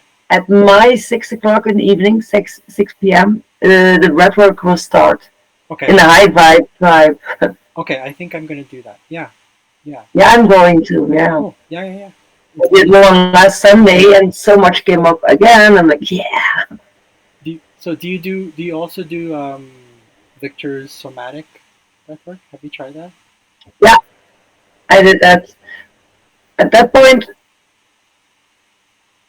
it was when the FTP was on the first 3 weeks. Hmm. But then I had this signal like I had to go to the toilet. I'm like, no, not now, not now, Oh. not now. And I came back down. So, Okay. No, that happens. I'm sure that happens. oh, Okay. boy. Okay. Sorry. I'm gonna go back into this one. Sorry. What else can I find here? South Node. Mm, mm. Healing is definitely your past life thing. I think healing for you comes naturally too. Like you're meant to be, you naturally go through those processes. But at the same time, your past lives show here, your past life right here, the South Node, because it's Charcoal. Charcoal is not just healing. She's the one that goes something about gender equality. Let me look back into my notes here. Okay, here we go. So yeah, wisdom, teaching, nursing, nurturing gifts, prophecies. Ah, okay. Grace, kindness, awakening, health, sensitivity, sensibility, compassion, empathy, sympathy, presumptuousness, gender stereotypes, conservative or progressive learning, emotional awareness, wise counsel, motivational speaking, co-ed, perpetual health and healing. The motivational speaking, something that is easy for you that you did, right? So you Yeah. can transform that into your current path that you're going to be into. You could bring that over along with the whole like empathy as well. That's part of that. So, and it's okay, it's totally okay to get angry. You just have to. I think you have to find people that vibe with you that'll be like, oh, okay, she's angry. So what they do is they also empathize with you. It's like, okay, well, she's upset. That's fine. Validate it and just let it take its course and just go, okay, no problem, whatever. Exactly.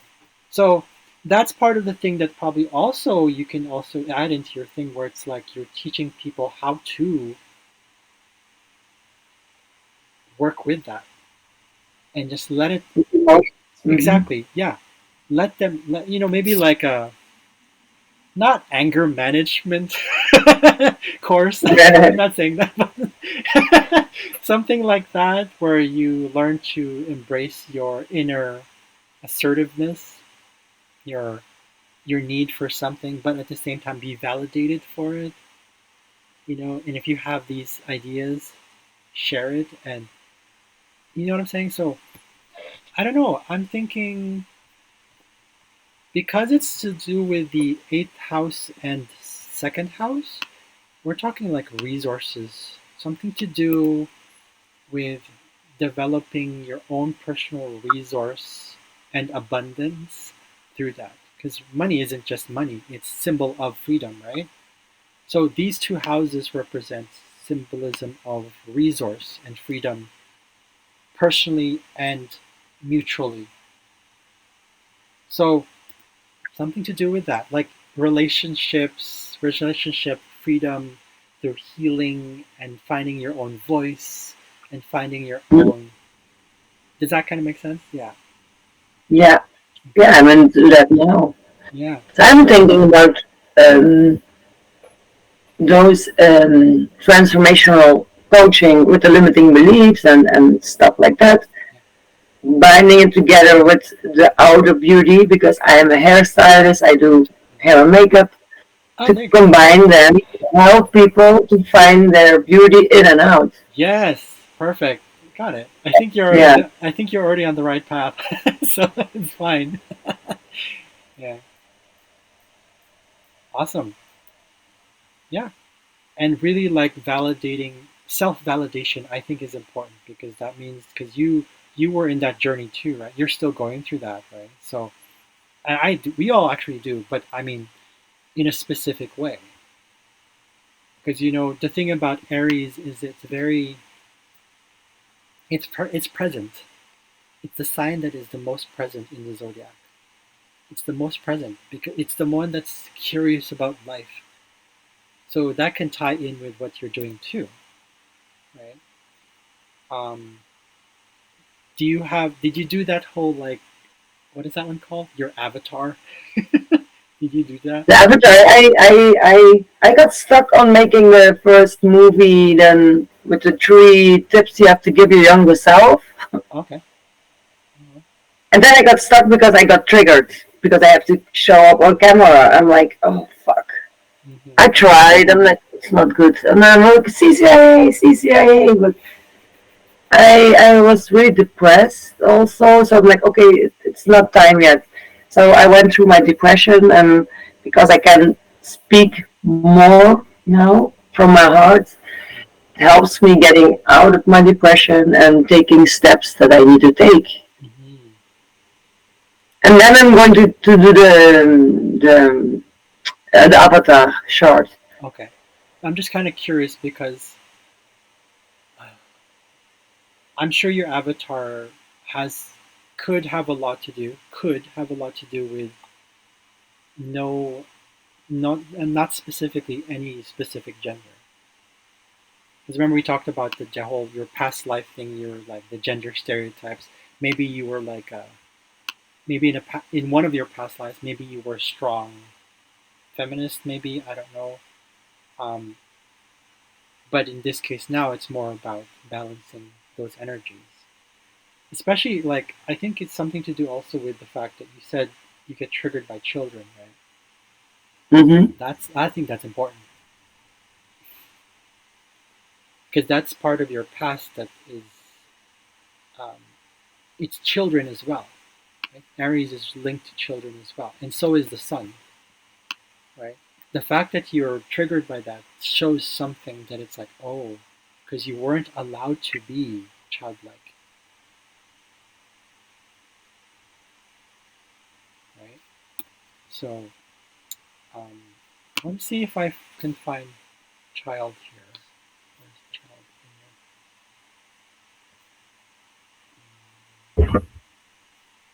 in there? It's you also have Saturn conjunct Achilles. It was having fears creates a limits for you. Having these fears really like limits you, and and that's understandable. Um, because I want to see where child. There's literally an asteroid called Child. Uh,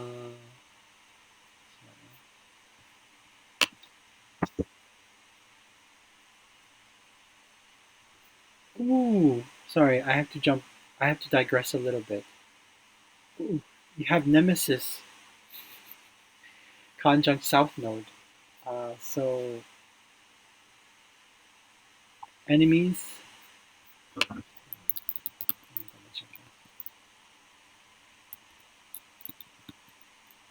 That's not that. Sorry, one second.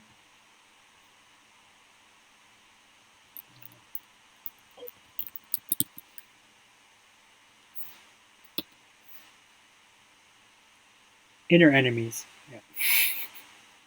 So yeah, there you go.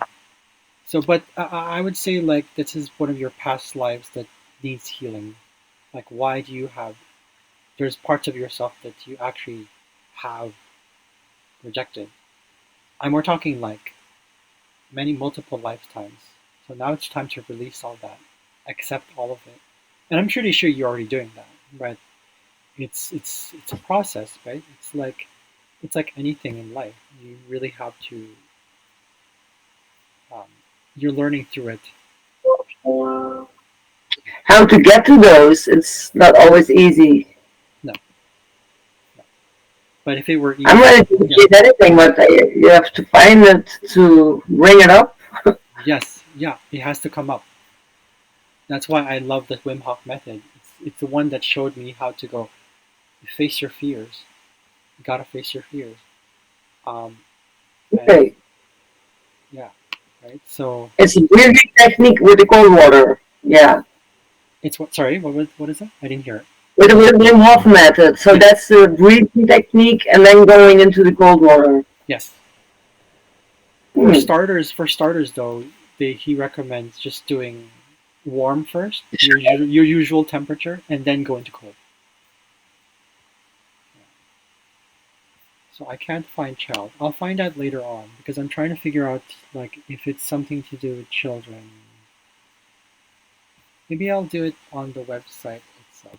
I'm gonna go into your chart. No, somebody else, and I want to see where that is.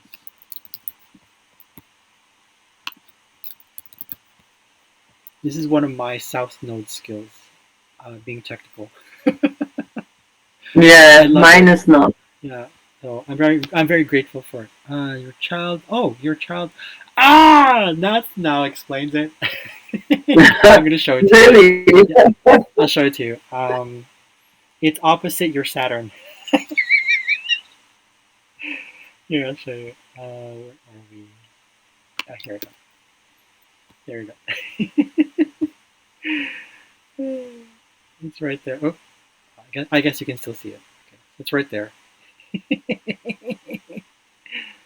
So because of it opposite your Saturn. Oh, it wasn't. Your Saturn is not retrograde. Sorry, I thought it was retrograde. Did I say it was retrograde? I don't remember. No, I Okay, never know. mind. Never mind. So child is there. Yeah, okay. Yeah, it's very direct. One of those things that you continuously learn from, and you get kind of unexpected experiences with that. But child is not just literally children; it's your inner child. It's being that sort of. It's really like complete trust in all that is. It's connected to divine. It's connected to source. That's your inner child. Um, with it being an Aquarius, of course, it means that you never know when to expect it. It's it's most likely to do with like it's gonna be in groups you're in. So if, for me, if I were being childlike and you feel like you get triggered by my childlikeness or my maybe if it's like immaturity, so to speak, but it's you might start to like you get triggered by that possibly. So that makes sense. That totally makes sense. To have it before I got married, and then I missed that version of me. Mm. So I am inviting her back into my life. Good. Yeah. Do you? So what do you think about that whole? Because your North Node is in Libra. Do you feel you're already doing the hairstyle stuff? You're a hairstylist, right? So Yeah, that can also transition into something similar to what we talked about earlier. So again, it could be like the gem stuff. Like I don't know. I feel like there's something about gems because it's very earthy. It's connected to the earth, and you can travel at the same time, and it can be financially an additional thing. You know, like again, it's not about don't quit hairstyling. If you love it, yeah, I'm not saying anything. I'm not saying. I'm just saying in addition to that can be part of that because it can be like yeah, it can be healing. Um, I'm all into shamanism as well now, like the energy healing. So you get called by really? That's awesome. yeah, and it's like with the medicine wheel and back to nature. So I am focusing on that. Oh, that's so cool. Okay. Hmm. Shamanism. That's tied to. one of the asteroids that I was working with. Surprised it's not in your north node. But that's fine. Maybe there is one there. Maybe I'm not seeing it. Sometimes this happens. I look at charts and I'm like, I missed something.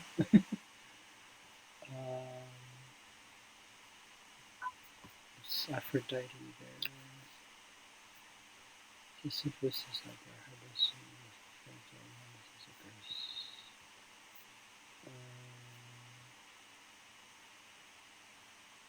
No. Odin.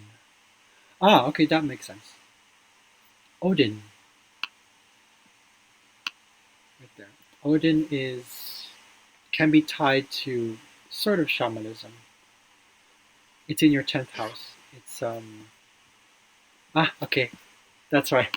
It's beautiful. It's trine your vertex. Vertex is our fated encounters. So you met someone.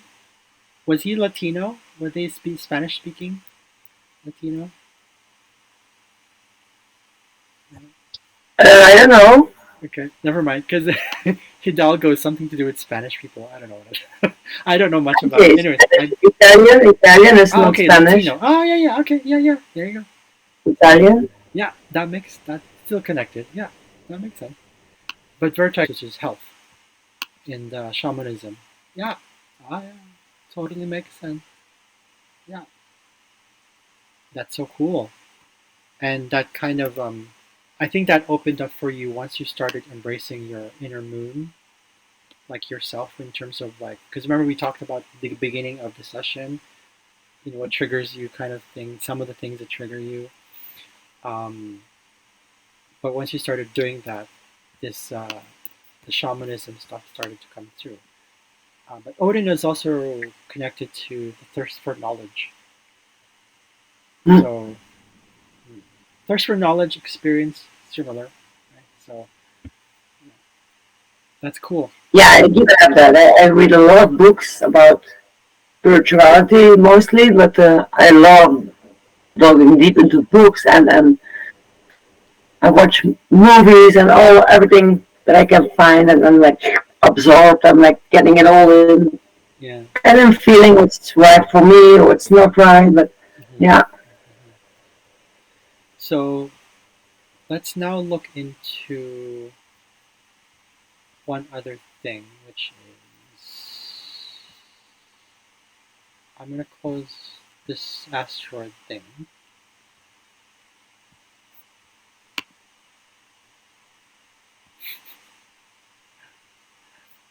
Oh my goodness. Okay. Why can't I just close all of it? Okay. Okay, there we go. Okay. wait a minute. Yeah. Bij tekenen. Ah, ça va. Succes met jullie. Ja, man. Maar dit is wel over, hè? Dus, ik had er echt niet weten hoe lang het gaat duren. Dus Persoonlijk respect. dat is een reading gedaan. Die heeft allemaal die shots toegedaan. Voor de horoscoop. Allee, ik had er niet onnozel reageren. Nee, maar ik vind dat er wel een lichtje door. Allee, tot ziens.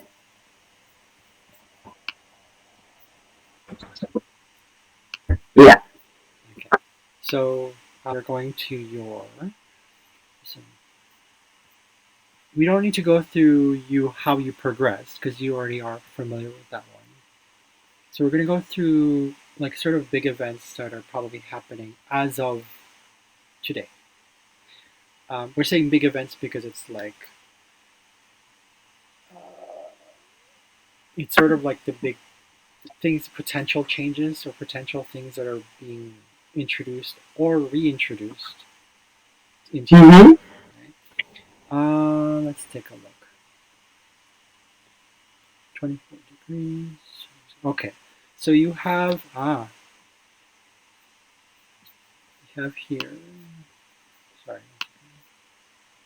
Okay, so you have your north node here, right? So you have midheaven. Usually that is usually here. But with your midheaven in your um, transiting, no, it's not transit, it's actually your, it's basically it's showing me that career kind of like how you progress, but at the same time, it's more like where you're, where it's called the solar arc direction. So that means that when the planets move, when the sun moves in one certain direction, in this case, like let's say it moves 1 degree, these little lines that you see here, those little lines there, those are the degrees. So when it moves every degree, all the other planets also move that way. But it doesn't mean that it's external of you, it's actually internal. But at the same time connected to things that might be introduced into your life. So it's both internal and external. I don't know if that makes sense. Right? It does, yeah. Yeah. So, oops, sorry, making a mistake here. Okay. So, but expansion. So that means that you are being, you're getting back this whole like part of yourself that wants to, there's growth in you that means that you need to work through, and that is again with communities. And this could be FTP, this could be your own community, right? That's one thing. With your career itself, that we're talking about, particularly like where you are more focused on, because earlier talked about, excuse me, right? You had like the shamanism here. There was Odin, right? The sun is coming through here, so that means creativity is coming about now in your lifetime, like where you maybe are being introduced to uh, your inner creativity, things that you really want to do. Okay. Yeah. Take a look if it's in. One second, that's not checking Russians.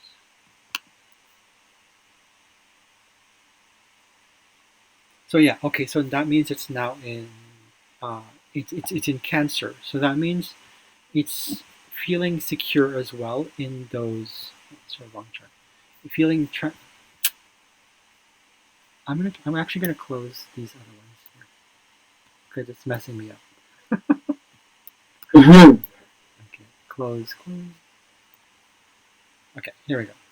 So with your the sun in Cancer now, it means that it has a lot to do also with security, feeling at home, um, anything to do with family, heritage as well, inheritance, DNA is also included in that. Um,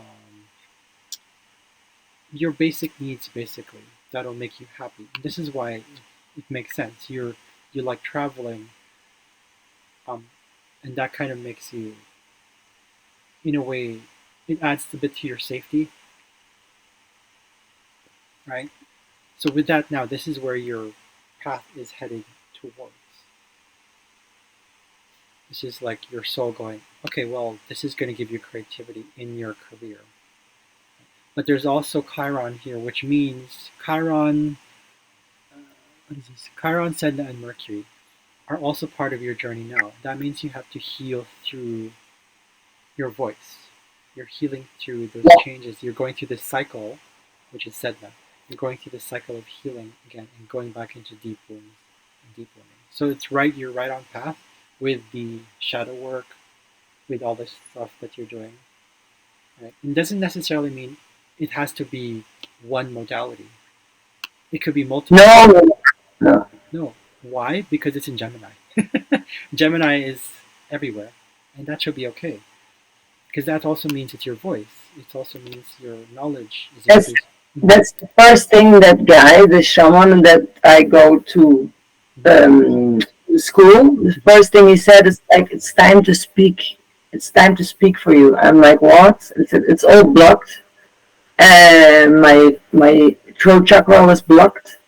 And he told me like it's time to speak because he always stay in silence mode and it's time to speak up for your needs and I'm like, okay, so I'm doing it now. There Yeah, you go. Good. I am feeling better about it. hmm Good. It's a And big thing. yeah, and your moon is still, of course, the same placement. It just carries over your energy from when you were born. That stamped energy, it moves into where it's supposed to go into. So still a lot of transformation with your emotions, lots of it. That's what you're going through. And sometimes you might need to take sudden change, like sudden risks, like risk taking, where there's unforeseen consequences. That's okay, but you transform through that. So when it comes to emotions, it's natural for you can isolate, you use other modalities to just like go inwards. That's your eighth house. It's right. So that's where you're going through, and that's totally okay. Because you also need to feel secure in the fact that it's like okay. Because sometimes risk taking doesn't necessarily mean like it's with other things or material things, of course. But it's also like take a risk and you're going deep into like the trauma, Mm. right? Especially now that it's in Taurus, or rather, not now, this energy of maybe healing emotions through uh, wounding or any sort of issues you had in the past with self worth, money, possessions, beauty, health, All security. of those. Yes, exactly. Exactly. Freedom, that's also part of that. Yes, absolutely. What else? Okay, so then we have Mars, that Eris, Venus, Mars thing. It is now in Taurus as well. Before it was in Aries, so now you are in this time of your life where you're learning how to be more patient with yourself and your willpower, so that it's more grounded. You're more sensual. We didn't talk about Iris. Iris is this part of Iris is this part of our personality that is, or it's yeah, it's part of the personal. It's a fragment of the personality that deals with, how do I explain her? She's quite complicated. She likes to create chaos or disharmony so that we attain harmony, like genuine harmony. Because if we want to do something, we decide on doing something, and there's a sort of like lack of truth in it, so it feels absurd. It feels kind of twisted. That's Eris. Eris goes like, sure, okay, I'm gonna test this out. Test it, test it. Okay, fuck, that didn't work. Shit. Okay, now we gotta keep moving. So it's like a battle. It's like a fight for harmony, but in a very sort of manipulative way. It's like it's our inner manipulative. I don't know how to describe her that perfectly, but it's like, yeah, she's that kind of that's part of the our personality that wants to Yeah, balance. Yeah. Glenn. Okay. I think So my husband is hungry. okay, we're almost done. Lekker. Ja, maar Maar ja, ik ben een reading aan het doen. Ik heb toch wel even bijna klaar. hier, Ik heb de overal aanzetten. Ja, wist ik toch. Ik zeg dat ik niet wist hoe lang het ging duren. Doe niet zo paranoia alsjeblieft. Ja? ja, Heel rustig blijven doen. Het is bijna gedaan. ik ben weg. Ja. It felt like you had to be clear there. Okay, so on your South Node stuff, any South Node issues now are coming back, and it's kind of coming towards the surface. You're knowing more about it as well, and that's part of your journey as well. You're healing through that. It's in Gemini now, or rather, again, it's not about that. It's not moving. It's just that's part of your soul's journey. It's potential things might be, again, these big events sort of thing. What else do we have here? Okay, Saturn. This is a big one. It is solar arc. It's directed towards conjunct with your series.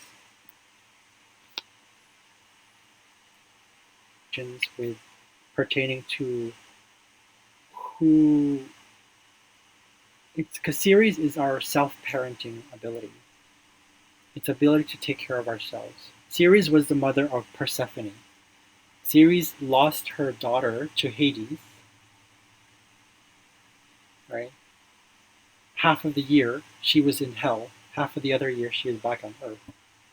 So that's Ceres. Ceres symbolizes that it's a part of our personality that goes, I need to nurture myself. Because if I don't deal with this shit, if I don't deal with the darkness of loss and, imbalance in my life, I'm just gonna go crazy. Um, but at the same time, it's in the first house. So it's I think maybe there's something in your, I think in your mother, was there mm, were there any complications with your birth? My boss, I don't think so. But I'm a very strict dad, so I recently went over to him and told him like I have the right to choose my own life and live my own rules. Hmm. Just a few days ago. Oh, okay, that was a few days ago. Oh, that makes sense now because you're going through that. Saturn in your first house, meaning your own sense of independence, your own free Mm-hmm. will, and your desires, and to fulfill your own curiosity and being present. And because in your birth chart, if Ceres was there, it means that external environments actually affected you on a DNA level, subconscious and DNA, specifically DNA. So it was in, sorry, it was in Virgo. So yeah, it definitely affected your health. With this Saturn now in Virgo, that explains that.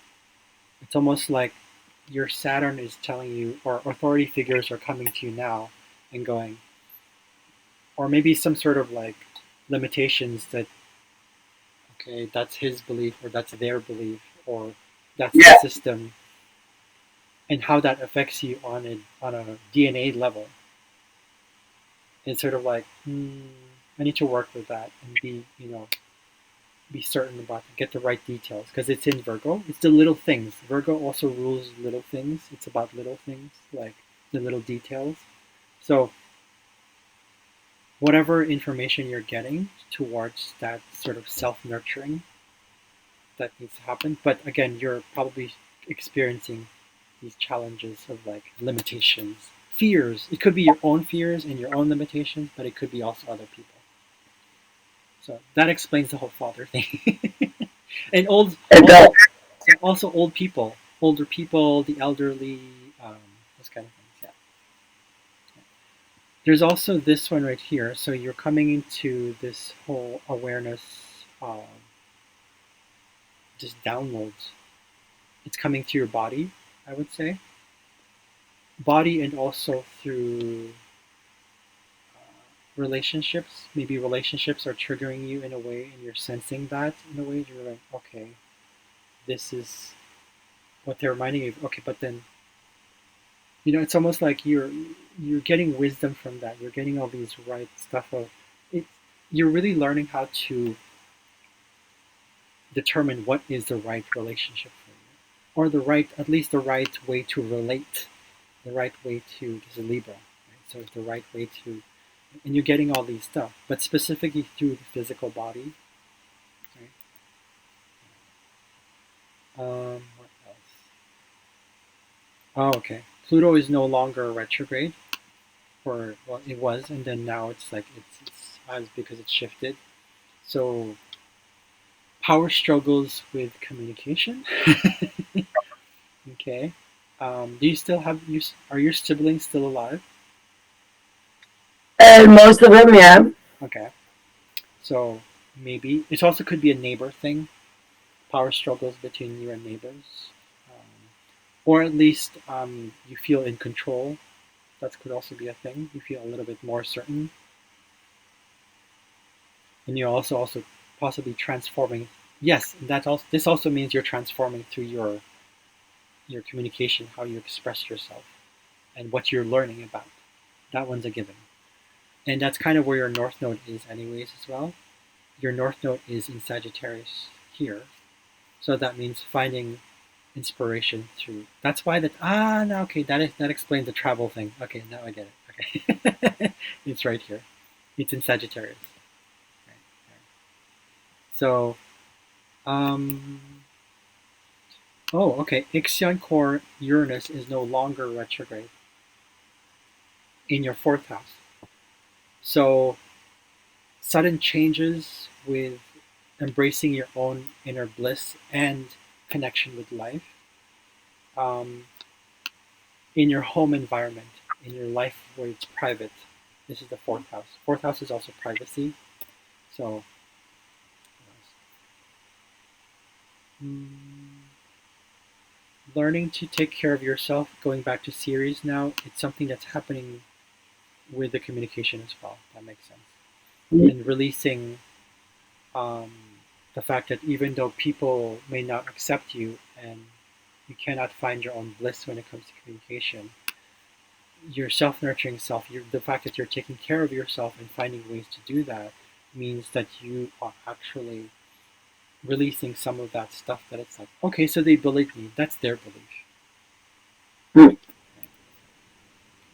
Your ascendant is now in Scorpio, so you're you're a little tougher to when you how you portray yourself to the world. Your mask is a little bit more like, no, these are the boundaries. You don't get in here until I open it for you, right? So it's like, don't corner me as well. You don't. You possibly are telling people, don't corner me. I will fucking like, poison you. This will be poison. This will be toxic. If you don't want it, but in a very still like you're learning through like communicating all that, but still very like they can sense that energy, especially when you exude it, right? Your mid ah okay, that explains also what that shell is. Your midheaven, because it's in the 11th house, it's in Cancer, and the last degrees of Cancer here. It's actually adding to that thing that you would be committed to and being honest with as well. Integrity and sacredness, your own inner divine, feminine, inner divine, divinity, sacredness, your life force. Even though that is your focus as a career, it's also how people see you now. You're like, oh, she has boundaries. Okay, don't cross the boundaries.